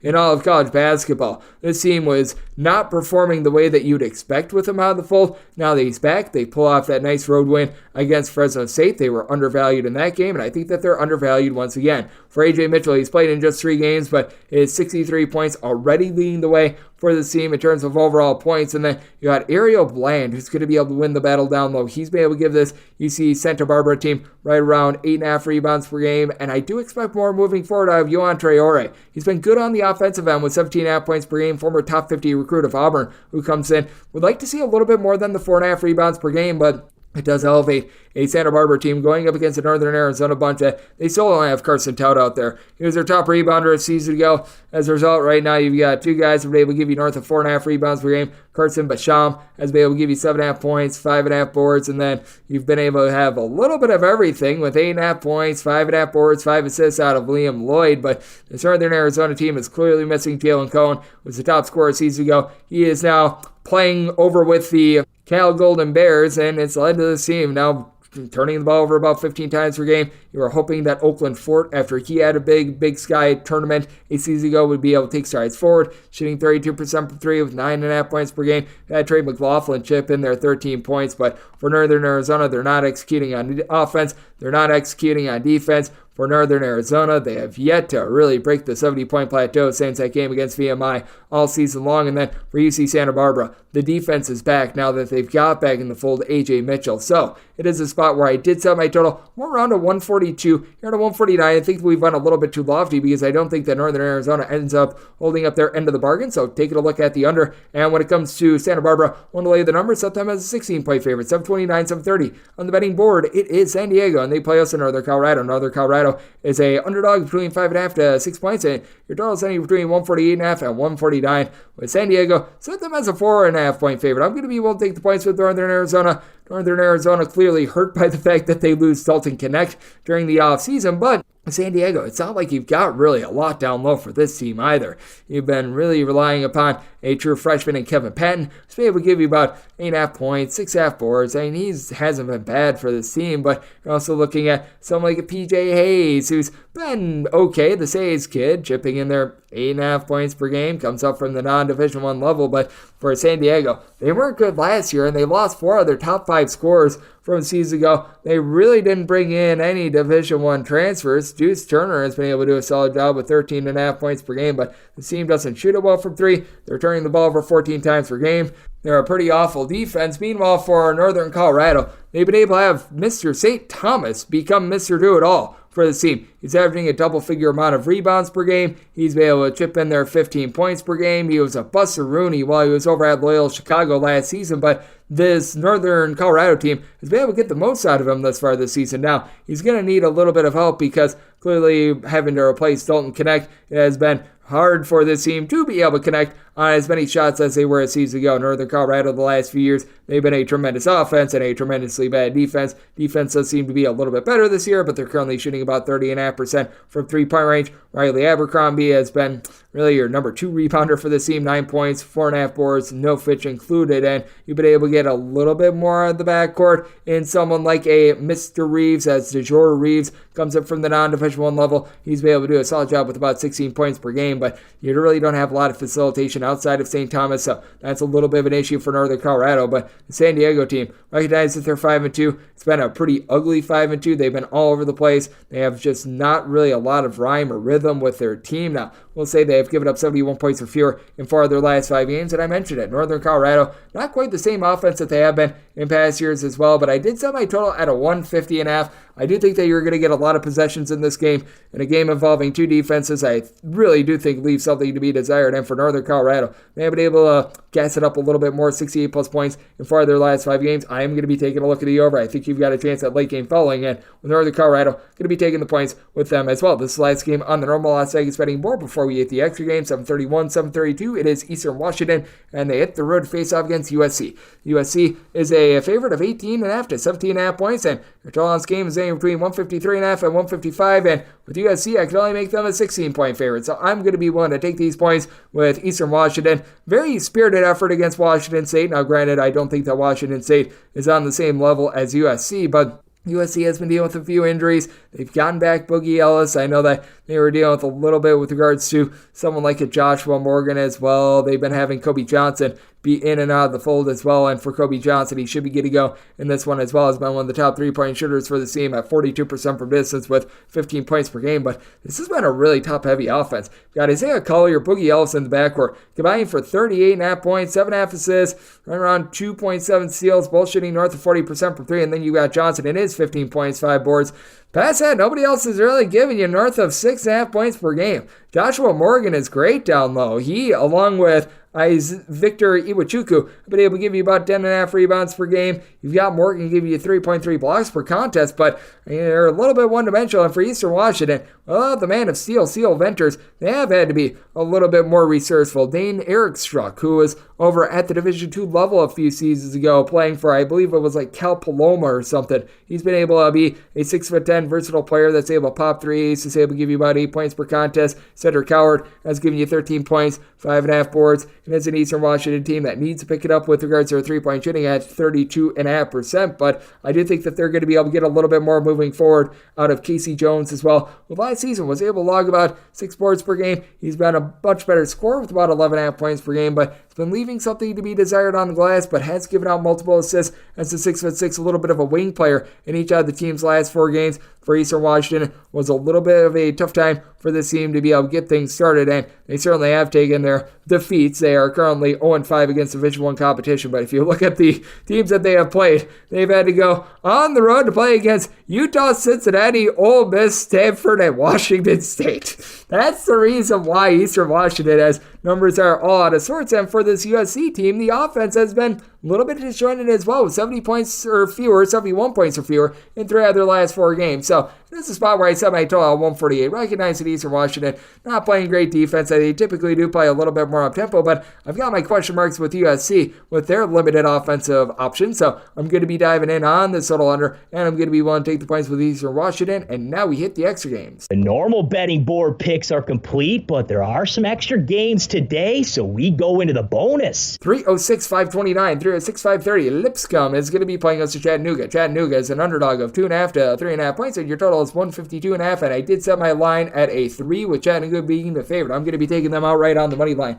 Lipscomb just feels like a very overvalued team thus far this season. I'm not sure how, I'm not sure why. AJ McGinnis, he's been able to do a solid job. He's been able to chip in their 15 points per game, but Jacob Onyesevich has yet to play for Lipscomb this year, and he's their main low post presence. As a result, Owen McCormick and his 4.1 rebounds per game is right now leading the way, and that is just not terrific. Lipscomb is shooting 38% from 3-point range. We've got some nice offensive pieces. Darren Boyd, he's been able to log about 17.5 points per game. You've also had Will Pruitt become a little bit more of a designated passer. 9 points, 4 assists per contest. His team doesn't really turn the ball over all a lot, but Sam Alexison is 12 rebounds per game. He's going to be able to eat this team up for lunch down low. Now, you're going to need a little bit more rebounding out of some of the other guys, but Tyler Millen, who comes in from Middle Tennessee, has been able to do a solid job on the glass. 9 points, 7 boards. It is a Chattanooga team that always likes to bomb it from 3-point range. In terms of percentage of shots that were taken from 3-point range, last season they were number 1 in all of college basketball with north of 50% of their field goal attempts coming from 3. And they do play against a Lipscomb team that they're willing to give up the arc. They're currently 227th in the country in terms of points allowed on a per possession basis.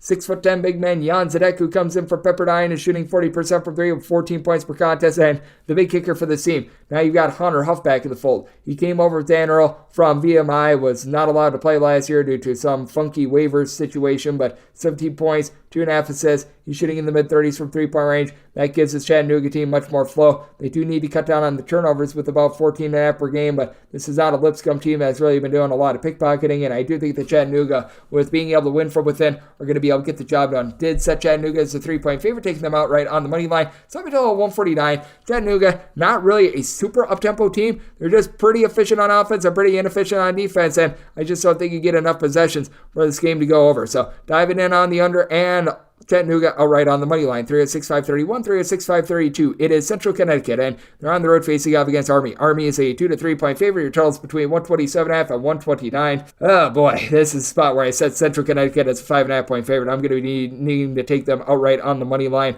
I just don't understand why Army's a favorite. This Army team loses darn near everyone except for Charlie Peterson. Great name from seasons ago, and I fully recognize that this is not like some sort of an amazing Central Connecticut team or anything like that, but at the very least, you've got got some semblance of a backcourt. Allen Jean Rose has been able to give you 16 points. He's shooting 50% from three. Now, all in all, for Central Connecticut, they're shooting about 27% from the outside, but they do some pickpocketing. They're able to get about 8 steals per game. We've got Kellen Amos, who's back from a season ago. He's been Mr. Do-It-All, steal and a half, 4 assists, 4.5 boards, 7.5 points per game. You need a bit more down low. Andre Stani was their top rebounder from a season ago. He has yet to be replaced. You don't have a single guy giving you 5+ rebounds per game, but I do think that Devontae Sweatman has upside. Last season, shot 41% from three with 6.5 points, 2.5 assists per game. He's been a little bit down this season. Meanwhile, for Army, Ryan Curry's right now leading the way with 10.5 points per game for this Army bunch. They're turning the ball over 13 times per game. They're not really gunning it too much, and the discipline is actually not there with Army. I can't believe I'm saying that, but they're shooting 51.5% at the free throw line.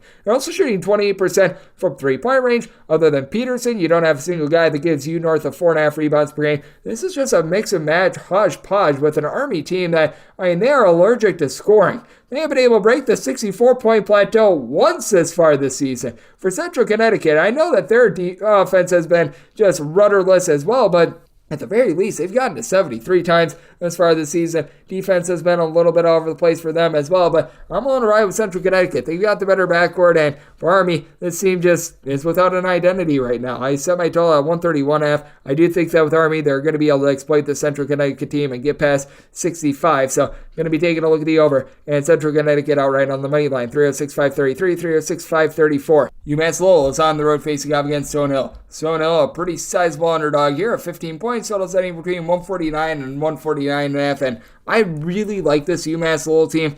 I do think that we've gone a little bit too far here. I set my line at a 13.5, so catch a 15. I'm going to be willing to take the points with Stone Hill. What Stone Hill has is Max Zagorowski, who's someone has nice versatility. He stands right in the neighborhood, about 6'8", 6'9". He's able to pop some threes, and he's had to be Mr. Do-It-All for a Stone Hill team that they leave a lot to be desired on defense. Stone Hill outside the top 300 in terms of points allowed on a per possession basis. They are playing quite up-tempo as they're a top 55 team in the country in terms of total possessions per game, going up against a UMass Lowell team that they've got Abdul Kareem Koulibaly, who's been tremendous down low. He's able to give you 7+ rebounds, a block, 10+ points per game, so he's substantial. I still remember Ayinde Hakeem had a game or two last season where he had a triple-double, and he's been able to do a tremendous job leading the way with a little bit over 20 points, 4.5 assists per contest as well. But for Stone Hill, you've been able to have Tony Felder come in from VMI, and he's done a solid job at the point guard spot. He's been able to log out right around about 4 assists per game, shoots in the low to mid-30s from three-point range. If he, along with the other main guard in Jackson Benjini, who is able to give you about 11.5 points per game, are able to be a little bit more consistent from three-point range, staring at something here with Stone Hill. They have been turning the ball over 16 times per game, so that needs to be cleaned up, and you need Pano Pauladivas to do a better job down low as well. Stone Hill with Max Zagorowski logging 4 rebounds per game. That's right now their leader, so you're going to have UMass Lowell be able to win that battle down low with Koulibaly. You've also got down low Max Brooks, who was a former All-AEC Defensive Player of the Year / just one of the top defensive players in that conference with 2.2 blocks per contest thus far this season. But for this UMass Lowell team, they themselves do have their turnover issues with about 14.5 turnovers per game. Sometimes they do get a little bit too fast for their own good. So it is a very interesting circumstance. I did set my total at 145.5. I do think that there's going to be a lot of sloppy play. UMass Lowell is going to be able to control things down low, but with Erie Covington being a little bit of a roll of the dice in terms of his three-point shooting about 37.5% from three-point range, and Seton Hill playing a little bit of positionless basketball, that should be able to keep them lively in this game. So I'm going to be taking a look at the points with Seton Hill, and I'm going to be diving in on this total under 306.535, 306.536. Jacksonville is going to be playing us to Campbell. Campbell finds themselves as underdogs pretty much of 6 points. I'm seeing a 6.5 out there as well. And your total, it is anywhere between 131.5 and 132.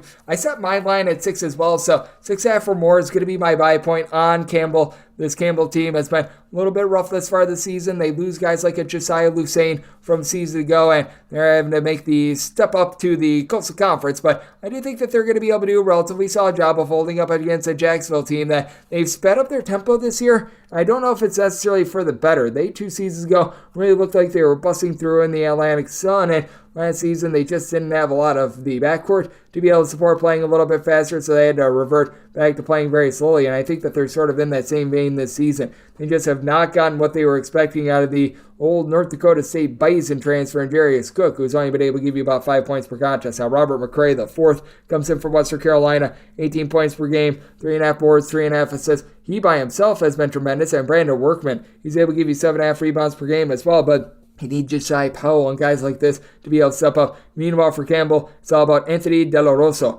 He's been able to chip in there 16.5 points per game. He's really been the do-it-all sort of combo player that is currently shooting 50% from three, but it's part of a Campbell team that's currently turning the ball over about 14 times per game, and the biggest reason why you don't really have a main point guard for this team. You got Jetty Mosikis, who has been able to give you about 2.5 assists per game. He's done a solid job of himself, not turning the ball over a whole heck of a lot, but after your big three, De La Rosa, Metasekis, and then you've been able to get about 9.5 points per game out of Lurinas Veteras. These three guys are the only ones that are giving you north of 6 points per contest for a Campbell team that they play very slow. They play very controlled. For this Jacksonville team, they've been looking to crank up their tempo. They haven't had a lot of success with it. So I do think that this is going to become a good old game of something's got to give. I do think that both of these teams are going to have a little bit of a difficult time being able to put the ball in the basket, especially with Campbell slowing things down to a crawl at 357th in the country in terms of total possessions per game. So diving in on the under, set my total at 130, and with Jacksonville, set them as a 6-point favorite, so 6.5 or more, I'm going to be willing to take the points. 306, 537, 306, 538. It is Holy Cross, and they play out some Maine. Maine hopes to not get Maine as 3.5 to 4-point favorites, as your total is between 133 and 134.5, and with Maine, set them as a 3.5-point favorite. At 4 or more, I'm going to be willing to take the points with Holy Cross.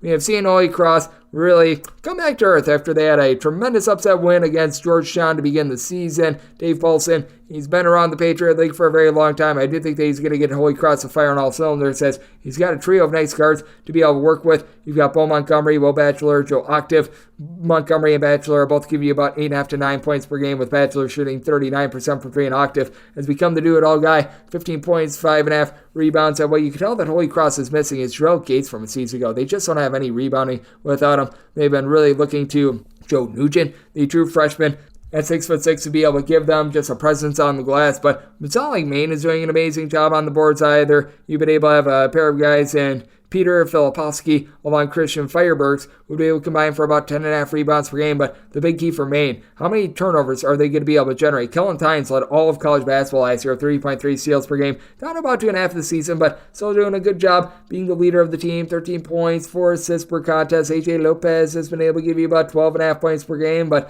all in all, it is a Maine team that is shooting about 30% from three-point range. They don't have a solid job being able to take care of the ball. They've only turned the ball over about 11.5 times per contest. Meanwhile, Holy Cross were around 12.5 turnovers per game, but Holy Cross is also the better three-point shooting team at a little bit north of 34% from three-point range. I do think that the X factor here, Holy Cross, Luth M. Koulibaly. He's seen limited minutes thus far this season, but coming off of having 3 blocks in the team's last 2 games, it feels like the team is a little bit more comfortable giving him minutes, and if Koulibaly is able to make some hay down low, that should allow Holy Cross to be able to remain in this game, and that would be a big sign for them moving forward. Both of these teams relatively slow, but they're not super slow, and I do think that this is going to be a game that's going to be close enough to warrant some late game filling, and you have had Holy Cross give up 80-plus points in 4 out of their last 5 games. So did set my line at a 135.5 in terms of the total. I'm going to be taking a look at the over, and with Holy Cross, we'll take 4 or more with them. 306, 539, 306, 540. Albany is going to be playing us to Boston U. Boston U is a underdog of 6.5 to 7.5 points, and your total on this game is 141, and with Albany, I did set them as a favorite of 9 points. I'm going to be willing to lay the number. This Boston U team is not what we remember. They lose 6 out of their top 7 scores from a season ago, including the breaking bad of Walter White. You've been able to have Miles Brewster give you about 8.5 points and 3 assists per game, as Boston U, they still do a solid job not turning the ball over with about 11.5 turnovers per game, but you really don't have a main trigger man, and you have nothing down low with Boston U. They don't have a single guy that's giving you north of 4.8 rebounds per game. Jonathan Beagle should feast for Albany. He's been able to chip in there about 7.5 rebounds per game. You've also had Aaron Reddish, of relation to Cam Reddish, be able to chip in there 9 points. Shooting in the mid-30s from 3 for Albany. They do need to cut down on 13 turnovers per game, but this is not a Boston U team that's going to go out there and pickpocket, and you've got a nice big 2 for this Albany team. Amari Marshall comes in from Austria. You've got Sebastian Thomas coming in from Rhode Island, in tandem, these guys are averaging just below 35 points per game. They combined about 6 assists per contest, and Thomas is shooting 39% from three-point range. Tyler Bertram, last time he was in this conference, he was over at Binghamton 2 seasons ago, where he was logging about 10 points per contest. Got a little bit more depth with this Albany team. For Boston U, they played quite a few guys for 10-plus minutes per game, but that's out of necessity because they've got no idea what the heck they've got because everyone from last year is gone, and they're trying to figure out who can all play, and that's led to them just being a complete and utter mess and a disaster. Boston U still one of the slowest teams in the country in terms of total possessions per game, and for Boston U against Division I competition in 3 of their last 4 games, they have failed to break 53 points. When you're putting up 53 points against Howard, you know that it's going bad for you, and for Albany, they themselves have been having a little bit of a rough go of it with the defensive side of things as well. 70-plus points given up in 3 out of their last 5 games. So, good old situation. Something's got to give. Did set my total at a 133. I'm diving in on the under. I just don't think Boston U does their part with this total. And with Albany, willing to lay up to 8.5 with them. 3 at 6.541, 3 at 6.542. It is Florida International, and they play us the Florida Gulf Coast. Dunk City is a underdog between 3 and 3.5 points. Totals between 142.5 and 144.5. And with Florida Gulf Coast, I made them the 1.5 point favorite. I'm going to be willing to take them outright on the money line. Both of these teams, if you look at the raw record, they have really struggled. But for Florida International, the team just has absolutely nothing down low, and that's where I think this game is going to be won. With Florida Gulf Coast, you got Keyshawn Kellman, coupled with your top scorer right now, Zach Anderson, who have been able to do a tremendous job, being able to reel in about 13 rebounds per game. Anderson at 6'7", is currently shooting 43.5% from three-point range. You've got Isaiah Thompson, who's been dealing with a little bit of injury, but he's still been able to give you about 13 points per game after he was a high 33-point shooter a season ago, down to about 20% this season. I do think that is going to rebound. And for Florida International, this is a team that's going to gamble for turnovers. They're generating about 12.5 steals per game, but in return, they turn the ball over quite a bit as well. As for Florida International, they're turning the ball over about 17.5 times per game with Terry O'Dean. His 4.4 turnovers per game. That's the top 10 mark in all of college basketball to the negative. He has been able to give out 5 assists, 3.5 steals, shooting 43.5% from 3. And he has been able to give you about 12.5 points per game. Deshaun Giddens has been able to give you 12.5 points per game as well. But the big men for this team are just about as useful as a poopy-flavored lollipop. Mohamed Sanogo, he needs to channel his Adama Sanogo and make things a go-go. 5.5 points, 4 boards. You need a little bit more out of him. Seth Pinckney at 7'1" is giving you 2.5 rebounds per game. It's as if he's trying to not get rebounds out there. So that's not been too terrific. Jonathan Ibar, who comes up from North Florida, is right now your main rebounder with 4.5 boards per game, and that's just absolutely destroying this FIU team. You got a Florida Gulf Coast team that plays very slowly, 322nd in the country in terms of total possessions per game. For Florida International, they're 43rd in the country. They're looking to run it and gun it. So it's a good old situation if something's got to give. I did set my total at a 147.5. I do think that you get things cranked up tempo, and I do think that for Florida Gulf Coast, they're going to be able to get second and third chances at the basket with the way that FIU just has not been able to hit the glass whatsoever. So going to be taking a look at the over, and I like Florida Gulf Coast outright on the money line. 306.543, 306.544. Bucknell is playing us Princeton. Princeton is a 15 to a 16-point favorite, and your total between 131.5 and 133 would only make Princeton a 14-point favorite. Think we went a little bit too far here. I'm going to be taking the points with Bucknell. The one thing that Bucknell has for them is a 7-footer. They've got down low Noah Williamson, who's been able to do a solid job with about 6.5 rebounds per game to support Jack Forrest and his versatility. At 6'5", 6'6", comes in from St. Joe's. He's been able to be much more than an average Joe with 15 points, 6 boards. He's been able to pop threes at about a 35 to 36% clip. Now, for Bucknell, the ancillary pieces really do need to step up, as you've only been able to get about 4 points per contest out of Ian Mata. You've had just someone like a Quinn Berger who comes over from St. Joe's. He has not been able to materialize, and Alvin Edmonds, a fourth, being out of the fold for 4 games as far as the season, has not been helpful either. Meanwhile, for Princeton, they should be able to do a solid job with Caden Pierce being able to control things down low. Not the tallest guy in the world, but giving you 11.5 boards, 13.5 points per game, and it's a Princeton team that they play very deliberately. This team is in the bottom 30 in terms of total possessions per game.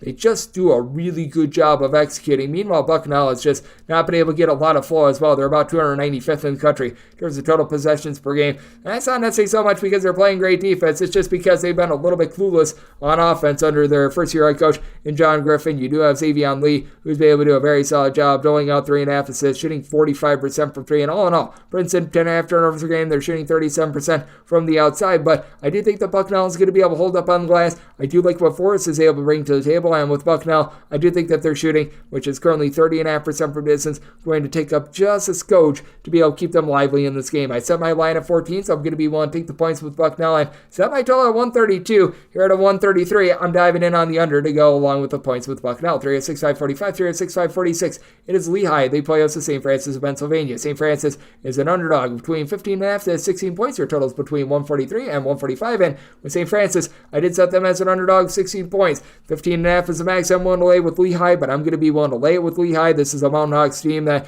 they throughout time have always been a relatively solid three-point shooting team. Thus far this season, they've been shooting about 33% from downtown. I do expect that to take up a little bit, especially with Tyler Whitney-Sidney thus far, shooting just 27.5% from the outside 2 seasons ago, so a 39% three-point shooter. And for Whitney-Sidney, coupled with your other main guy from a season ago, and Keith Higgins, these two guys have been able to combine for about 20 points per game for a Lehigh team that they are turning the ball over 13 times per game, but they've been able to get a little bit more down low. Dom Parolin, 11 points, 7 boards. That has been critical for a Lehigh team that year in and year out, they typically take it on the chin, on the glass, but they're going to be able to dominate a St. Francis team that doesn't have a single guy that averages north of 5 rebounds per game. They lose 5 out of their top 6 scorers from a season ago. Cam Gregory is right now having to do it all for this team. 12 points per game, and his 1.7 assists per game right now leads the team. That is far from terrific. They're hoping maybe that Chris Moncrief, as a 6'6", a little bit of a combo player, could be a little bit more versatile. He's been able to chip in their 5 points, currently shooting 50% from 3 on a very small sample size. But for St. Francis, they're turning the ball over 13.5 times per game. They're shooting 26.5% from 3-point range, and it's not even like the St. Francis team is like doing some sort of an amazing job on defense or anything like that. 344th in all of college basketball in terms of points allowed on a per possession basis. Not that Lehigh is a steel curtain or anything like that, but for Lehigh, they're 297th in the country in terms of points allowed on a per possession basis. So, good old game of something's got to give. I set my total at 144. Here at 145, I'm diving in on the under. I just don't think that Lehigh is necessarily going to be able to go completely bombs away to be able to get this total over. And I think that there's just going to be a lot of sloppy play in general, much of it coming from the end of St. Francis of Pennsylvania, who, against Division I competition, I do not believe that they have broken the 61-point plateau this year. So, diving in on the under, and one lay up to 15.5 with Lehigh. 3 at 6.547, 3 at 6.548. Tulane is going to be playing us Prairie View. Prairie View is an underdog, 13 to 13.5 points, with your total between 156.5 and 157. And with Prairie View, something as an underdog of 17 points. So, you're at 13 to 13.5. I'm going to be willing to lay it with Tulane. Tulane is one of the most up-tempo teams in all of college basketball. And though they do lose one of the Jalen's from last year and Jalen Cook, you still have Jalen Forbes, who season ago he was able to log 17-plus points. He's able to give you multiple steals. Such an impact guy. But you've got 2 other very versatile players in Kevin Cross alongside Zion James, who have just been able to really transform this team. Cross has been able to give you 19 points, 8.5 boards, 4 assists, shooting 40% from 3, and then Zion James, 5 boards, 15.5 points, 2 steals per contest, and then you get 2.8 steals per game out of Kobe King. So you've got yourself a nice front line with this Tulane team. The depth is a little bit lacking, but they're starting to get a little bit more out of the Michigan cast-off, and Greg Glenn III to be able to chip in there about 5 points. Would like to see him shoot better than 0% from 3-point range, but for Tulane, despite the fact that they play really fast, they turn the ball over 9.5 times per game, and the hallmark of Prairie View is being able to generate steals. They get 9 per contest this season, and their 3-point shooting, which has been ghastly the last few seasons, much better this year at 31.5% from the outside. Nick Gonzalez comes over from Montana State, where he was a high 33-point shooter. He's been able to give you about 10.5 points per game. And then Charles Smith IV, the Old Dominion transfer, has really been able to help transform this offense. 15.5 points, 5.5 boards. He is turning the ball over a little bit too much, but he's been able to shoot about 39% from 3-point range. And you finally have a little bit of rebounding in Prairie View as well, with Brian Miles being able to chip in their 7.5 rebounds per game. But for this Prairie View team, they do get tuned by the fact that they turn the ball over about 12.5 times per game. If they're unable to get a turnover, they do leave themselves very susceptible to easy buckets, and this is a Tulane team that they just find a way to score points, at least 77 points in every single one of their games this far this season. You've got a Prairie View team that they themselves have actually been able to score at least 76 in each of their last 3 games, coming off of a pair of nice upsets on the road against Abilene Christian and Eastern Kentucky, but I do question how they're going to be able to be able to deal with prosperity, and I don't think it's going to be well against a Tulane team with all sorts of versatility. Did set my total at 155. I think we've gone a little bit too far because I do think the Prairie View gets a little bit sloppy with the ball, so diving in on the under, and going to be willing to lay up to 16.5 with Tulane. 306-549, 306-550. It is Navy, and they're going to be playing us at VMI. VMI, a 4.5 to a 5-point underdog, and your total is between 138.5 and 140.5. With Navy, I set them as a 5.5 point favorite. So here at 4.5 to 5, I'm going to be willing to lay the number with Navy. This is not the same Navy team that we have seen in past seasons, but I still do think that this Navy style is going to be able to win out against a VMI team that last year was second worst in the country in terms of points allowed on a per possession basis. You've been able to have some good versatility with this team. You've got Brendan Watkins, who's been able to log about 13.5 points, 3 assists. VMI as a whole, they're only shooting about 33% from 3. I think that could be ticking upward, but what's really killing them, the 15 turnovers per contest, as you've actually got some nice play down low. David Nussbaum and Tashad Jackson being your main guys. Jackson, about 11 boards, 7.5 points per game. Nussbaum, he's only been able to give you about 3.5 rebounds per game, but does a little bit of a solid job on the interior with being able to also give you about 2 assists per contest last season. He was able to give you about 3.5 boards in a very, very small role, so I do think that he's going to be able to ascend moving forward, but really other than Jackson, you have nobody else other than Steven Olawani, who's been able to give you north of 4.5 rebounds per game. Meanwhile, for this Navy team, it's been up to Austin Biagini, along with Austin Inge in the backcourt, to be able to headline things with Biagini. He's been able to give you about 10.5 points per contest, and Inge is pretty much the only of your top 6 scorers from a season ago that returns. He's a senior veteran leader that plays good defense, but hasn't really delivered a lot on the offensive end to this point. He's only been able to give you about 5 points per contest, but what I do like about Navy is that they always change up their style. When they've got a lot of three-point shooting like they did a season ago, they're going to be willing to take those threes. They're going to be willing to be able to just feature that a little bit more. 2 seasons ago, they were very good at generating turnovers, so it was a bunch that they didn't play on the perimeter too much. They were just going for a lot of steals and things like that, and this Navy team, it does feel like they're still trying to find their identity a little bit more, but being able to have what they do down low in terms of some good rebounding, as you've been able to get 6.5 rebounds per game out of Donovan Draper, feels like the way that they're going to be able to go. And for this VMI team, having only about 1 or 2 designated rebounders, that's a little bit of an issue. Navy should, moving forward, be able to shoot better than 24.5% from distance, and though the Navy offense has been cold, they really have not broken 68 points all season long. They still have been able to do a solid job with their defense, giving up 75 or fewer in every single game this far this season. They go up against a VMI team that, in terms of their offense, it has been brutal for them as well. They have been able to break the 65-point plateau just once in their last 4 games against Division I competition. So, good old situation, something's got to give. VMI is terrible on defense. Navy's terrible on offense. I set my total at 135.5, diving in on the under, and I'm going to be willing to lay up to 5 with Navy. 306-551, 306-552.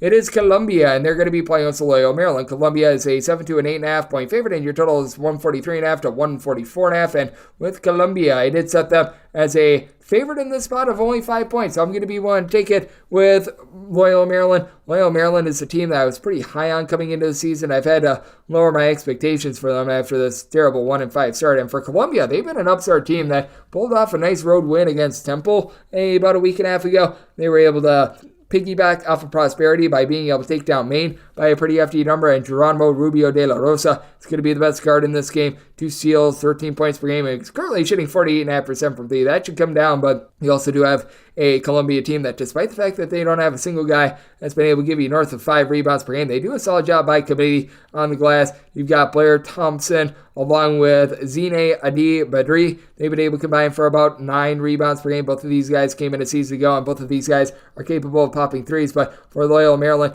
you've got Golden D. Caves, going to be the best true low-post player in this game with right around 7 boards per contest, and Deion Perry, he's starting to cut down on the turnovers. There was a point this season where he's turning the ball over north of 4 times per contest, but he's been able to log about 13 points per game. You've been able to get some good 3-point shooting out of D'Angelo Steins. He comes in from Old Dominion. He's been able to shoot about 36% from 3-point range, a little bit over a steal, 10 points per game with this Loyola Maryland team. overall, if they could just cut down on the turnovers, and they're facing off against a Columbia team that they've generated a lot of steals, but a lot of these steals, they've come against the non-Division I teams that they played against D1 competition. They haven't necessarily been so great. I do think that they're going to be able to have themselves a chance against a Columbia team that they're playing a little bit more of a mid-tempo this season with Columbia. I still do think that they've got their holes in their defense. I recognize that they have now given up 67 points or fewer in 4 of their last 5 games, but again, 2 of those games were against non-Division I competition, and got a loyal Maryland team that's been able to get to at least 70 in 3 out of their last 5 games. So going to be taking a look at the over, set my total on 147.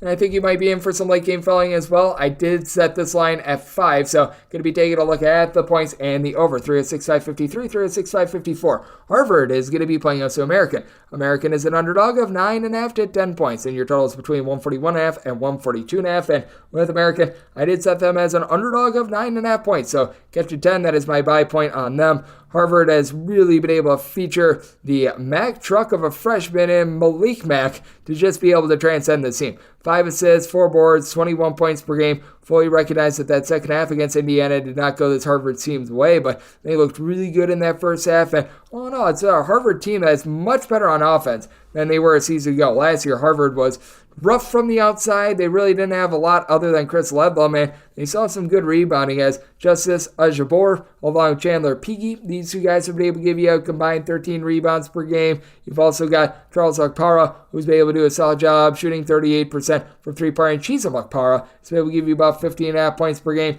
Flip side, you got an American team that has Matt Rogers, who is very hard to guard at 6'9". He's capable of popping threes at a high clip. Currently this season, only about 26.5% from 3. Last year was in the high 30s, so I think that'll rebound. All in all, you do have an American team that they are just efficient with their 3-point shooting 35.5% from 3. Last season, they shot north of 36% from the outside, and they've cut down on the turnovers. Last year, in terms of turnovers on a per possession basis, they were a bottom 20 team in all of college basketball. This year, only about 10.5 turnovers per game. Matt Mayock has come in, and he's been able to shoot about 35% from 3-point range as well. It is an American bunch that could use a little bit more rebounding outside of Rogers, but I do think that they're going to be able to hold up on the glass, and with the way that Elijah Stevens has been able to give out 6 assists and 1.6 turnovers per game, I do think that headiness is going to be able to keep American in a game that I think is going to be low scoring. American, over the last 3 seasons, they've been one of the slowest teams in terms of tempo in all of college basketball. Harvard is starting to crank theirs up a little bit more. They have been able to get to at least 76 points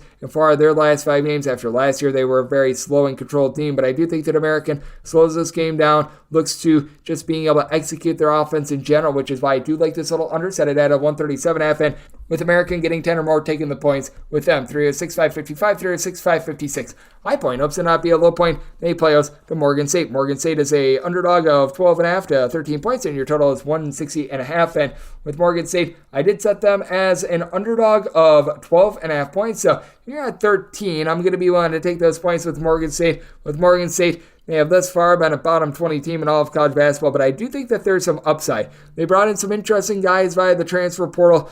I still remember what Mr. Tabbs was able to do when he was over at Boston College for Winston Tabbs. 2 seasons at Boston College, 2 injury-plagued seasons. He was averaging about 13.5 points per game, shot in the mid-30s from 3-point range, and he's starting to show flares of that. Averaging about 15 points, 2 assists per game, shooting in the mid-30s from 3-point range. There's real upside there. And then for Morgan State, they have a nice 6'7" combo player, Miles Thompson, who missed all of last season due to injury, but 2 seasons ago at St. Francis, Pennsylvania, was a double-figure scorer that shot 40% from 3-point range. Now, for Morgan State, they're getting decimated on the glass. They don't have a single guy that's able to give you north of 4.6 rebounds per game. They go up against a high point team that has Kamani Hamilton, who began his career at Mississippi State. He's been able to log about 7.5 rebounds per game, so that is going to be rough for this team. And you have a couple of that with the fact that you've been able to get about 5.5 points, 4.5 rebounds per game out of Darius Hines as well, but you've got Duke Miles in the backcourt. Miles has been able to do a good job of doling out 4 assists per game, and Kiza Grifa has been able to give you 4 assists per game as well. So these 2 guys are combining for about 33 points per game. They're both shooting north of 40% from 3 in a high point.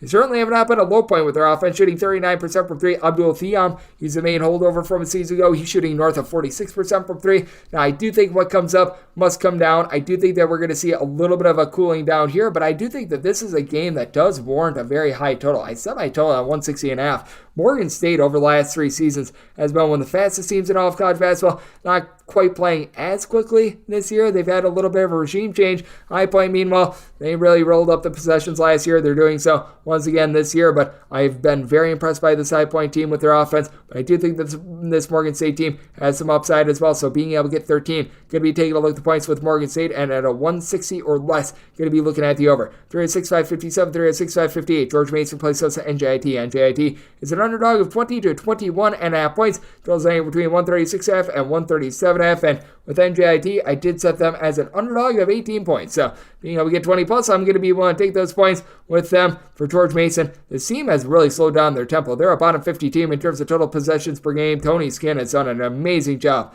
of coaching up this team. As for George Mason, they've really been able to do a solid job on the glass. UNLV transfer and Keyshawn Hall has been able to average a double-double, 17.5 points, 10.5 boards for a George Mason team that they just do a good job of execution. They're shooting 36.5% from three-point range. Got Amari Kelly, who comes in from UNC Wilmington, averaging a block and a half, 6.5 boards, 12.5 points per game. You got Ronald Polite, who is a stat sheet suffered from a season ago, in a little bit of a more ancillary role with only about 6.5 points per game, but still doling out 3 assists per game, has the ball in his hands quite a bit, helping out Darius Maddox, who he's a former 40% three-point shooter at Virginia Tech that's currently shooting 40% from the outside. But for NJIT, I do think that there's some upside with some of the guys that just have not materialized at this point. Elijah Buchanan has been dealing with some injuries coming over from Manhattan. He followed the interim coach in Stores over from Manhattan, and he's back out there on the floor now. 2 seasons ago when he was fully healthy at Manhattan, logged about 7.5 points, 4.5 boards.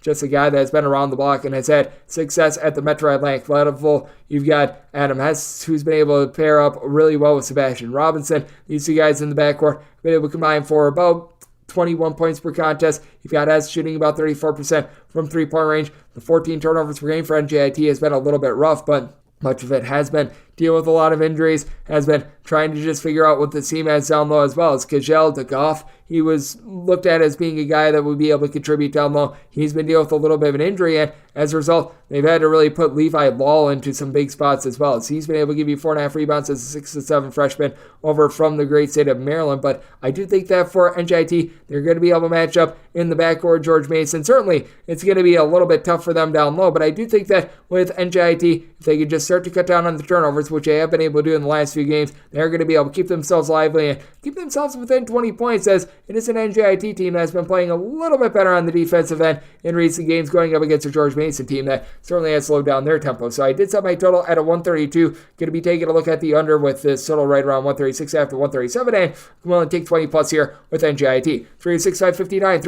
306-560. It is Vermont, and they're going to be playing us at Dartmouth. Dartmouth is an underdog of 12.5 to 14 points, and your totals between 132 and 133.5. And with Vermont, I did set them as a favorite of 15.5 points. I'm going to be willing to lay it. Dartmouth just has not played a lot of games in general thus far this season, and they just look completely disjointed in all aspects of basketball. For Vermont, they should be able to control things down low, with Matt Verado being a 6'8", do-it-all guy that's been able to log about 14.5 points, shooting 43% from three-point range. You'd like to see him be able to pull in there a little bit more than 3 rebounds per game, but Sam Alabatu, he has been able to do a very good job with his 6.5 rebounds per game. Not necessarily ideal size, but for Dartmouth, you have Jaron Johnson, who's right now been able to give you 6.5 rebounds per game. He's not a guy with ideal size, and he's the only guy on the roster that's giving you north of 5 rebounds per game. Dusan Niskovich, Brandon Day Mitchell, they've been able to combine for about 29 points per game, but this Dartmouth team is also shooting 19% from three-point range. I think that they're going to shoot better when it's all said and done than 19% from three-point range, but they're currently shooting 19% from three-point range.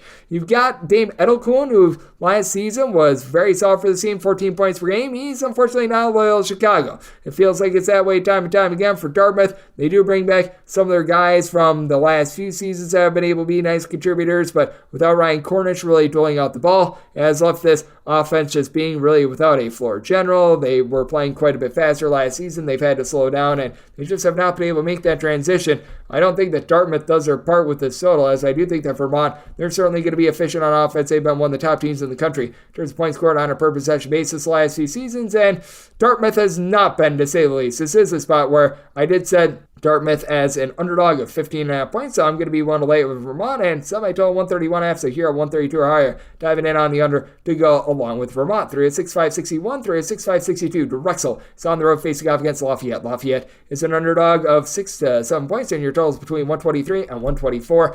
Set my total at a 127.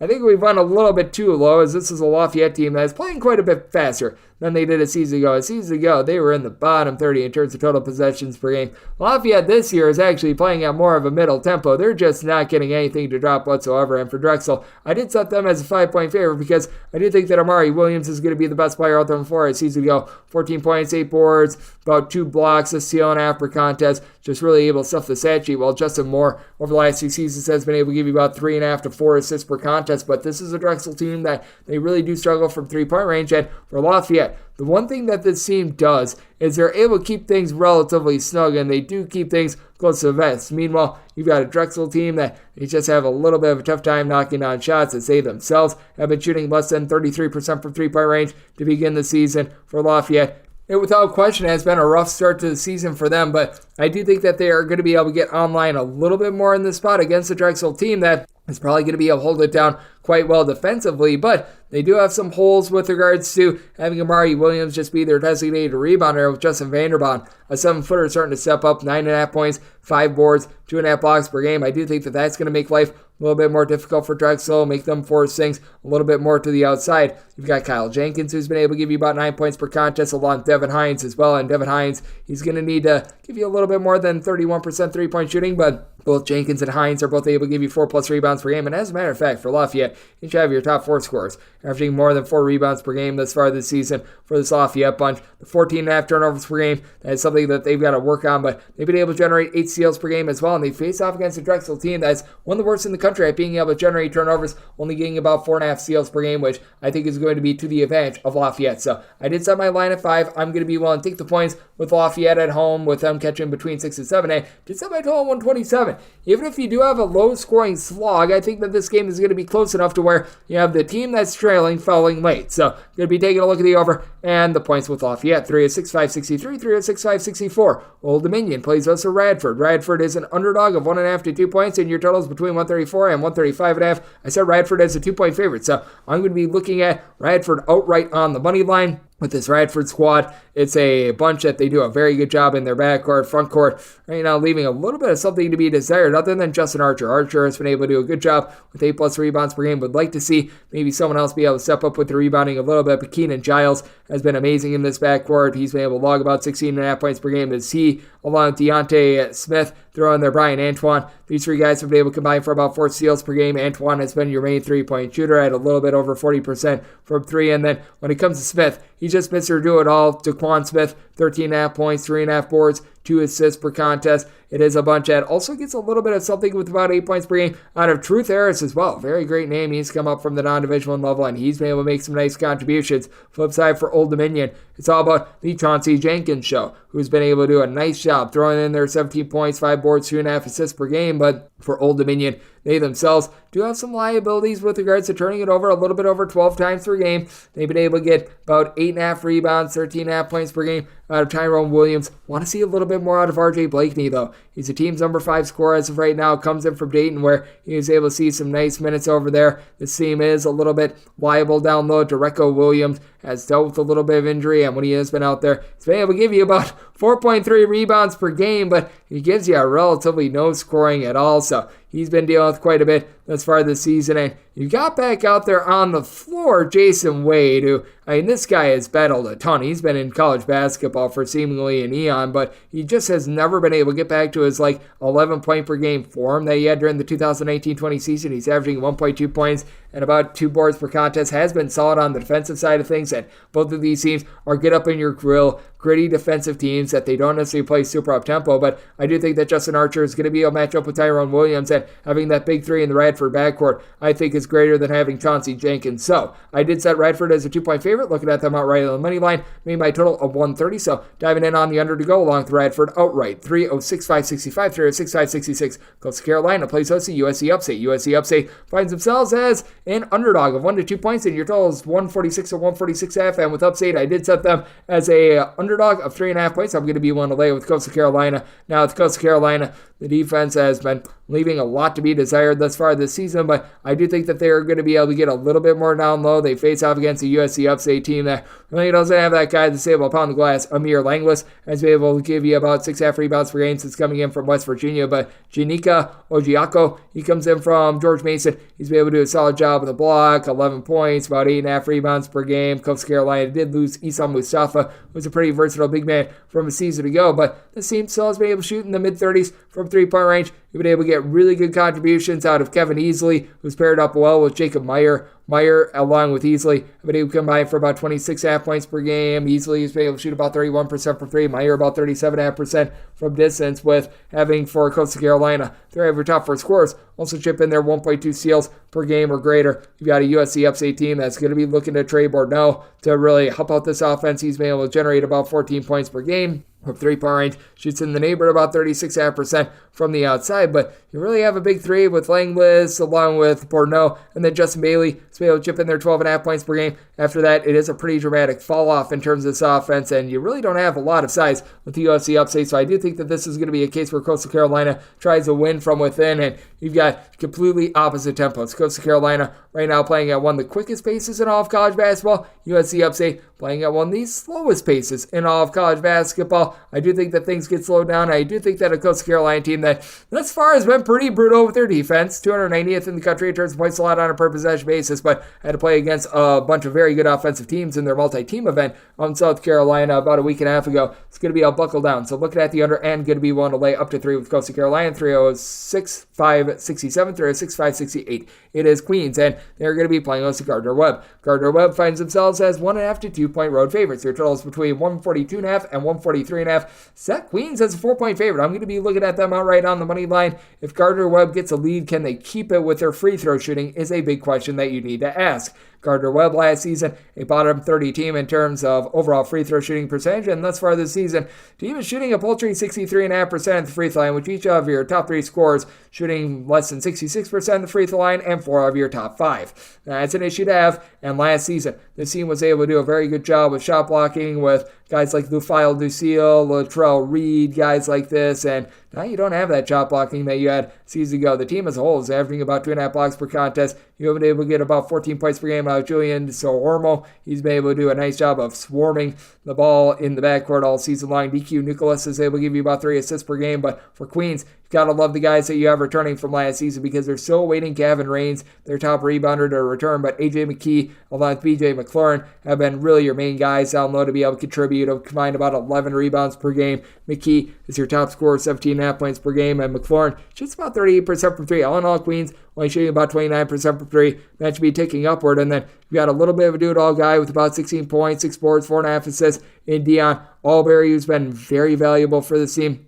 Even though you've got some top-heavy guys, you still do have a little bit of depth with this team as well. You've been able to have Jacoby Sabak be able to give you about 5.5 points per contest. I'd like the 4 boards, 8.5 points that you get out of Bryce Cash as well. He's coming as a true freshman, and he has been cash for this team. And for Queens, they do a solid job of being able to generate a few turnovers of their own. Now, they themselves have had a tough time being able to take care of the ball, but for Gardner Webb, they do a lot more in terms of shot blocking. Queens, they're willing to step up to the outside, and for this Queens team, certainly the defense has been a little bit lackluster recently, giving up 90 points in their most recent game against Richmond, but for Gardner Webb, they've had a tough time being able to get to 70 all season long. So this is a spot where it's a good old situation. Something's got to give. Some I told 142, so at a 143, diving in on the under. And we'll take Queens outright on the money line, 306-569, 306-570. It is Austin P, and they are going to be playing us some Morehead State. Morehead State finds themselves between a pick-em to a 1-point underdog. 132 to 133.5 is your total, and with Morehead State, set them as an underdog of 3.5 points. So I'm going to be willing to take Austin P for Morehead State. It's been very much a work in progress because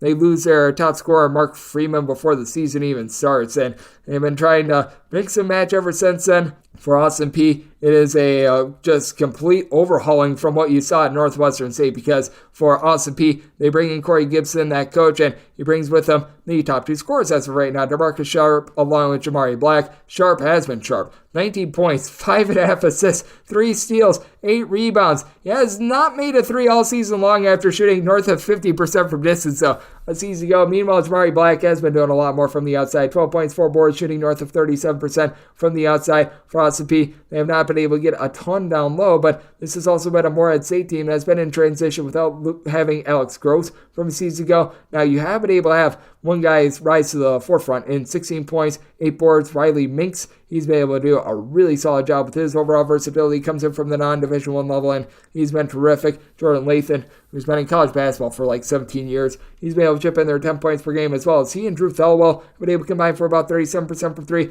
Thelwell, 3.5 assists, 11.5 points per game, but it's more at St team. Trying to figure out what they've got down low outside of Minix. They just have not been able to get a lot out of a lot of these other guys, and they just have not been able to get the minutes that they were expecting out of the Houston Christian transfer. And Zach Ayemi has been able to only give you about 2 points, 2 boards at 6'9". I do think that OSP, despite the fact that they've got some question marks down low, they're going to be able to control that battle, as you've had someone like a Drew Luce be able to give you about 5 rebounds per game, and I think that that is going to be enough for OSP to be able to get it done. And I do think that eventually you're going to see DeMarcus Sharp be able to can a few threes after what we saw a season ago, and I like OSP all right on the money line here when they are at home. So at pick'em /-1, I'm going to be one. Take OSP, set them as a 3.5 point favorite, set this total at a 137.5 as well. OSP has been one of the slower teams in all of college basketball, but if you look at what Gibson did over at Northwestern State a season ago, they played a little bit more up-tempo, and I think that tempo is going to be coming. So looking at the over, and we'll take OSP 306-571, 306-572. It is Bellarmine, and they hit the road face-off against Louisville. Louisville is a favorite of 5 to 5.5 points. Your totals between 140 and 141, and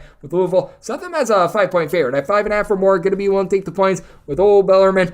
Bellarmine actually won this game on the road a season ago, and I don't think that they're quite as good as they were a season ago, but I do think that they're going to be able to do a relatively solid job against a Louisville team that they just continue to be out of sorts. If it wasn't for the referees literally handing them the game a few days ago, they were going to lose outright on their home floor to New Mexico State. You've got a talented player in Sky Clark who's able to do a solid job of putting in there like 16.5 points per contest. He's been able to dole out 3 assists per game, and Tyler Johnson has been able to give you a little bit of facilitation as well. But I like what Alec Frum has been able to do in the backcourt for this Bellarmine team. He's been able to give you 8 points, 4.5 boards, 3.5 assists, and that's just what this Bellarmine team is. They play super duper slow. They're always going to rank at the bottom 250 in terms of points allowed on a per possession basis, but they find a way to just execute and get good shots. This Bellarmine team, they take care of the ball, 11 turnovers per game. They're shooting about 34.5% from 3-point range. Been able to have Ben Johnson give you a 40% 3-point shooting, 13 points per game. They don't have one supreme rebounder, but they've got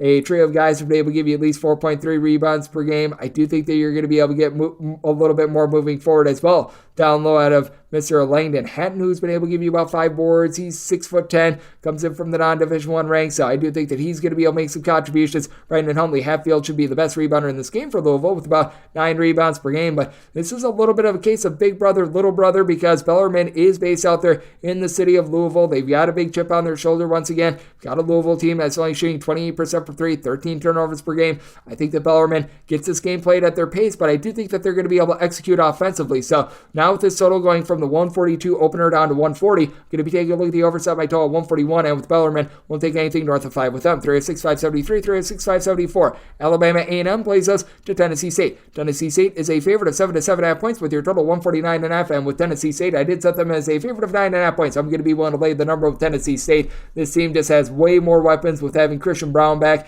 Began his career over at Georgia. He's been able to give you about 13 plus points per contest, along with Marcus Fitzgerald, and for Alabama A&M, it's really the Dallin Smith show at this point. He comes back as really the lone of their 3 double-figure scores from a season ago. He was able to give the team about 11 to 12 points per game a season ago, but Blaze Okanobi from a season ago was able to give you about 2 blocks per contest, was a true 7-footer. Him being out, that's just absolutely massive for an Alabama A&M team that they didn't shoot it well from the floor a season ago, but they were able to provide a little bit of halfway decent defense. They had a little bit of facilitation. Now this year, they really don't have any of that. They have to go up against a Tennessee State team that's also getting a lot of E.J. Bellinger, who's able to give you 14 points per contest. Keenan Hodges has all sorts of versatility, 11 points, 5.5 rebounds, a pair of assists per game, and it's not necessarily a deep team, but they go up against an Alabama A&M team that just doesn't have the ability to be able to match up with that versatility. It's an A&M team that's shooting 26% from 3, 16.5 turnovers per game. They're playing slightly up-tempo, but even though they're playing it relatively fast, they're just not putting the ball in the basket because they've got overall inconsistency with being able to take care of the ball. They really don't have great shooters either, so and it's led to them really giving up the points, 82 plus in all 5 of their games thus far this season. And for Tennessee State, they've been able to do a solid job getting to at least 75 in 3 out of their first 5 games, even against good competition. So the interesting scenario here, I did set my total 147.5. I just don't think that Alabama A&M going to do their part on this total, so I'm going to be looking at the under of Tennessee State willing to lay up to 9 with them. 306-575, 306-576. Colgate plays us Big Hampton. Big Hampton is an underdog of 10 points. 140.5 to 141 is your total. And Colgate, I did set them as 12.5 point favorites. I'm going to be willing to lay the number with Colgate. They've ranked in the top 5 in terms of 3-point shooting percentage each out of the last 3 seasons, and now they get to go up against a Big Hampton team that they have been able to bring in someone transformative from Syracuse. I think is going to be able to continue to make some good strides moving forward. Samir Torrance and Temu Chenery have been able to do a nice job in playing in tandem with one another. I combined about 23.5 points per contest. Torrance, 6 rebounds, 6 assists, a steal per game while shooting 50% from 3. And Chenery, he's a main scorer that comes in from Quinnipiac, but the team just really doesn't have anything down low. Torrance is the only guy that's been able to give you north of 4.5 rebounds per game. You had Toby Akwavu, hopefully I said that last name correctly, be a solid low post player for the team a season ago. He's out of the fold. And for Colgate, Keegan Records and his 10 points and 8.5 rebounds per game should be able to win the day down low. And now you've got Braden Smith, who's sort of taken that mantle as the do-it-all sort of player for Colgate. You have one of them every year. Tucker Richardson was that a few seasons ago. I still remember when you had Mr. Burns out there in the backcourt as well. And now you got Smith chipping in there, 15 points, 6 boards, 5.5 assists. Currently only shooting 25.5% from 3. Colgate as a whole, only shooting 32% from 3. Uncharacteristically cold for them. I do think that they're going to be able to pick it up, though. If you got Ryan Moffitt, who a season ago as a 6'7" combo player, shot about 45.5% from 3-point range in each of the last 2 years. Has actually shot 45.5% from 3-point range. You've been having a few injuries with Brady Cummins, limited to just 2 games thus far this season, so they've had to mix and match a little bit in the backcourt, but they've gotten double figures out of Nicholas Luis Jacquois, who's been able to shoot about 37.5% from the outside, and his contributions, I think, are going to be massive in taking down a Big Hampton team that it feels like they are very much relying upon Chenery along Torrance in the backcourt to make up for the fact that they've got absolutely nothing down low, and Colgate, I think, wins from within. I did set my total at 138.5. This is clearly not the same Colgate offense from past seasons, but the defense has been actually quite a bit better, so I'm going to be taking a look at this total under, and I'm going to be willing to lay with Colgate. 306-577, 306-578. Georgetown plays us in Merrimack. Merrimack is an underdog of 10 to 10.5 points, and your total is between 140 and 140.5. I set my line at 9. I'm going to be willing to take the points with Merrimack. Jordan DeCock is someone that at 6'5", offers good versatility. He's able to generate multiple steals per game. Not a great 3-point shooter. You're never really going to get that out of this old Merrimack team, but this team always does a good job of being able to get those turnovers in. With Georgetown, it's a new look team under Ed Cooley, so you know what they're lacking: chemistry, and that's led to 13.5 turnovers per game. Jaden Nubbs, tremendous score, 19.5 points, 4.8 assists, shooting 45.5% from 3, but is generating 4 turnovers per game. That's not great. Roland Brumba in the backcourt, not the greatest 3-point shooter, but gives you 2.5 assists, 11.5 points per game. But those turnover wolves, they're very, very rampant, and you've got a Georgetown team that's very top-heavy. Supreme Cook is really your main post presence for this team. He's been able to give you 11 points, 8 rebounds per game. In terms of other forward/centers, just don't have much else. Ryan Mutombo never materialized for this Georgetown team, and with Merrimack, typically the team gets plowed on the glass, and other than the cock, you really don't have a ton down low, but I think that they could actually hold up halfway decent on the glass with Brian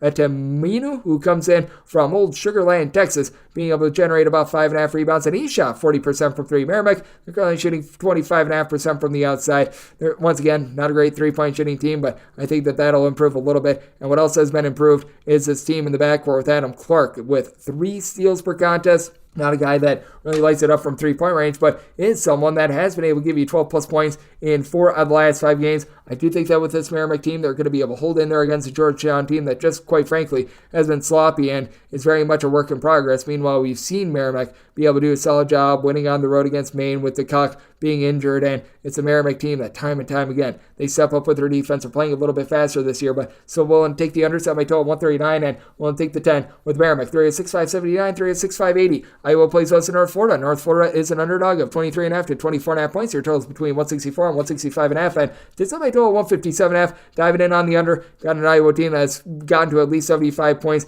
in every one of their games at home since the beginning of the 2022-23 season. The one thing is, I just don't know if North Florida is going to be able to do their part. And their part might only be like 60 points. But that said, this is a North Florida team that they have been struggling with their offense. Fewer than 70 points in 3 of their last 4 games. And in that time span, they went up against Northwestern State, LSU, Maine, and Presbyterian. So not necessarily monsters of the Midway. Got a Iowa team that they always just shoot better at home than they do on the road. Since the beginning of the 2022-23 season, averaging about 20 more points per 100 possessions at home rather than on the road, with Ben Krikke, the transfer from Valparaiso, really being able to transform the team. He's currently shooting 50% from 3 with 5 boards, 18.5 points per game. You've got an Iowa team that's only shooting 33% from 3, and even though Iowa shoots significantly better at home rather than on the road, this team, despite them playing so up-tempo and them playing such a guard-heavy lineup, they actually do a nice job with their ball movement, which is why you've got pretty much 5 separate guys that will be able to give you at least 2 assists per game. And it's not because they shoot threes that they score all these points.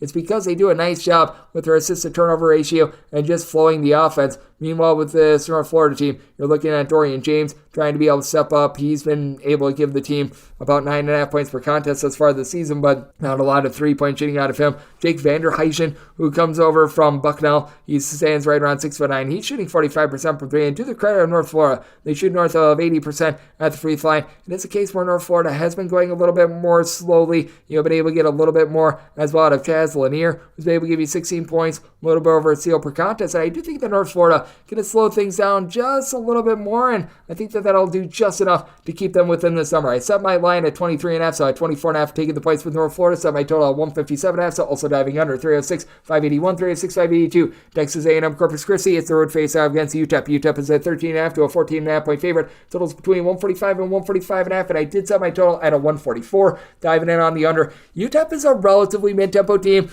with Texas A&M Corpus Christi. They lose their coach in Will Lutz during the offseason, so this is a little bit of a changeover, though they did say in-house with regards to this coaching move, and as a result, still have a relatively up-tempo team that's 96th in the country in terms of total possessions per game. But with UTEP, the big thing for this team is that they're so inconsistent with their offense because it is all based on the amount of turnovers that they're able to generate. This is a bunch that last season they were one of the worst shooting teams in all of college basketball, and that's why I set my line at 8. I'm going to be willing to take the points with the Corpus Christi team that I feel like a lot of people were out on when they had the coaching change, but I do think that Corpus Christi actually matches up halfway decent here. They have been turning the ball over about 13.5 times per game. That's a little bit of an issue, but I do think that they're going to be able to do a solid job on glass. They've been able to get 8+ rebounds per game out of Gary Clark. You've been able to have some good contributions out of the main holdover from last season, and Owen Dees, who stands right in the neighborhood about 6'8". He's shooting in the mid-30s from 3-point range. He's dipping in there about 8.5 points per game, and with all the losses that Corpus Christi took,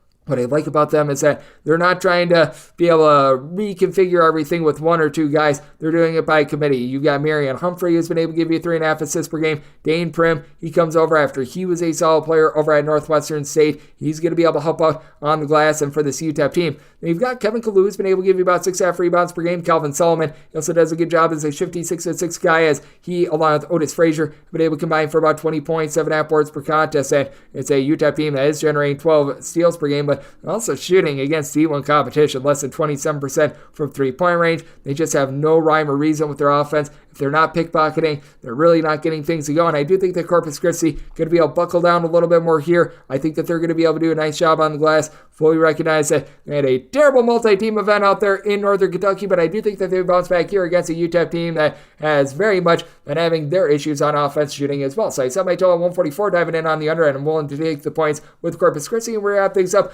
with 306, 583, 306, 584. Loyola Marymount is going to be playing against Central Arkansas. Central Arkansas at 19.5 to a 21-point underdog. Total is 145.5. Did set my total at 115.5. Looking at the over, Central Arkansas just throughout pretty much a dawn of time has been one of the fastest teams in all of college basketball. They've had to slow things out a little bit this year because Cameron Hunter, their top scorer and their main facilitator, has been out of the fold, so they're more around 150th in the country in terms of total possessions per game, but not like the defense has been a lot better, 289th in the country in terms of points allowed on a per possession basis, going up against a Loyola of Marymount team that has had a little bit of a tough time with their defense as well. For LMU, in terms of points allowed on a per possession basis, they're right around 133rd, and Kelly Leaupape has not necessarily been what we were hoping he'd be coming into the season, as he's he's only been able to give you about like 8 or 9 points per game. He's still giving you a few rebounds, but it has been all about Dominic Harris, him giving you 15 plus points per contest, coming in from Gonzaga, being able to give you some good versatility.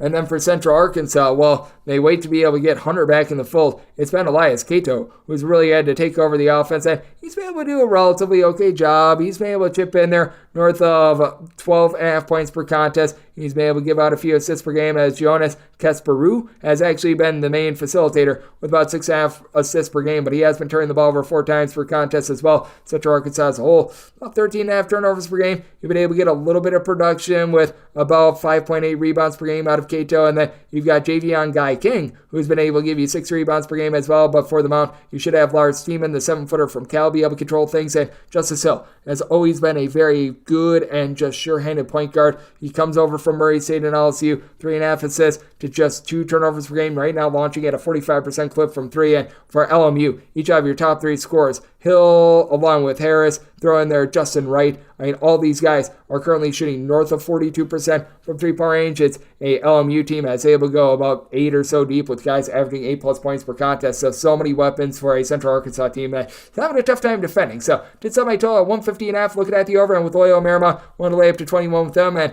that'll wrap things up for the Wednesday edition of Coast to Coast Hoops, now part of the VSiN family podcast. If you do like hearing from this fine podcast, Coast to Coast Hoops, you're able to subscribe wherever you get your podcast. Apple Podcasts, Google Play, Spotify, Stitcher, and TuneIn. If you have a question, comment, segment idea, what have you for this podcast, you do have one of 2 ways we offer those in. First one is by Twitter/X timeline at @GN_D1. Keep in mind, letters CM, maybe does not matter, so as per usual, please do send these into the timeline, and the other way is find an Apple Podcast review. If you rate this podcast 5 stars, it is very much appreciated. From there, you're able to fire in whatever you'd like to hear on this podcast via that 5-star review, and a big thanks to Drake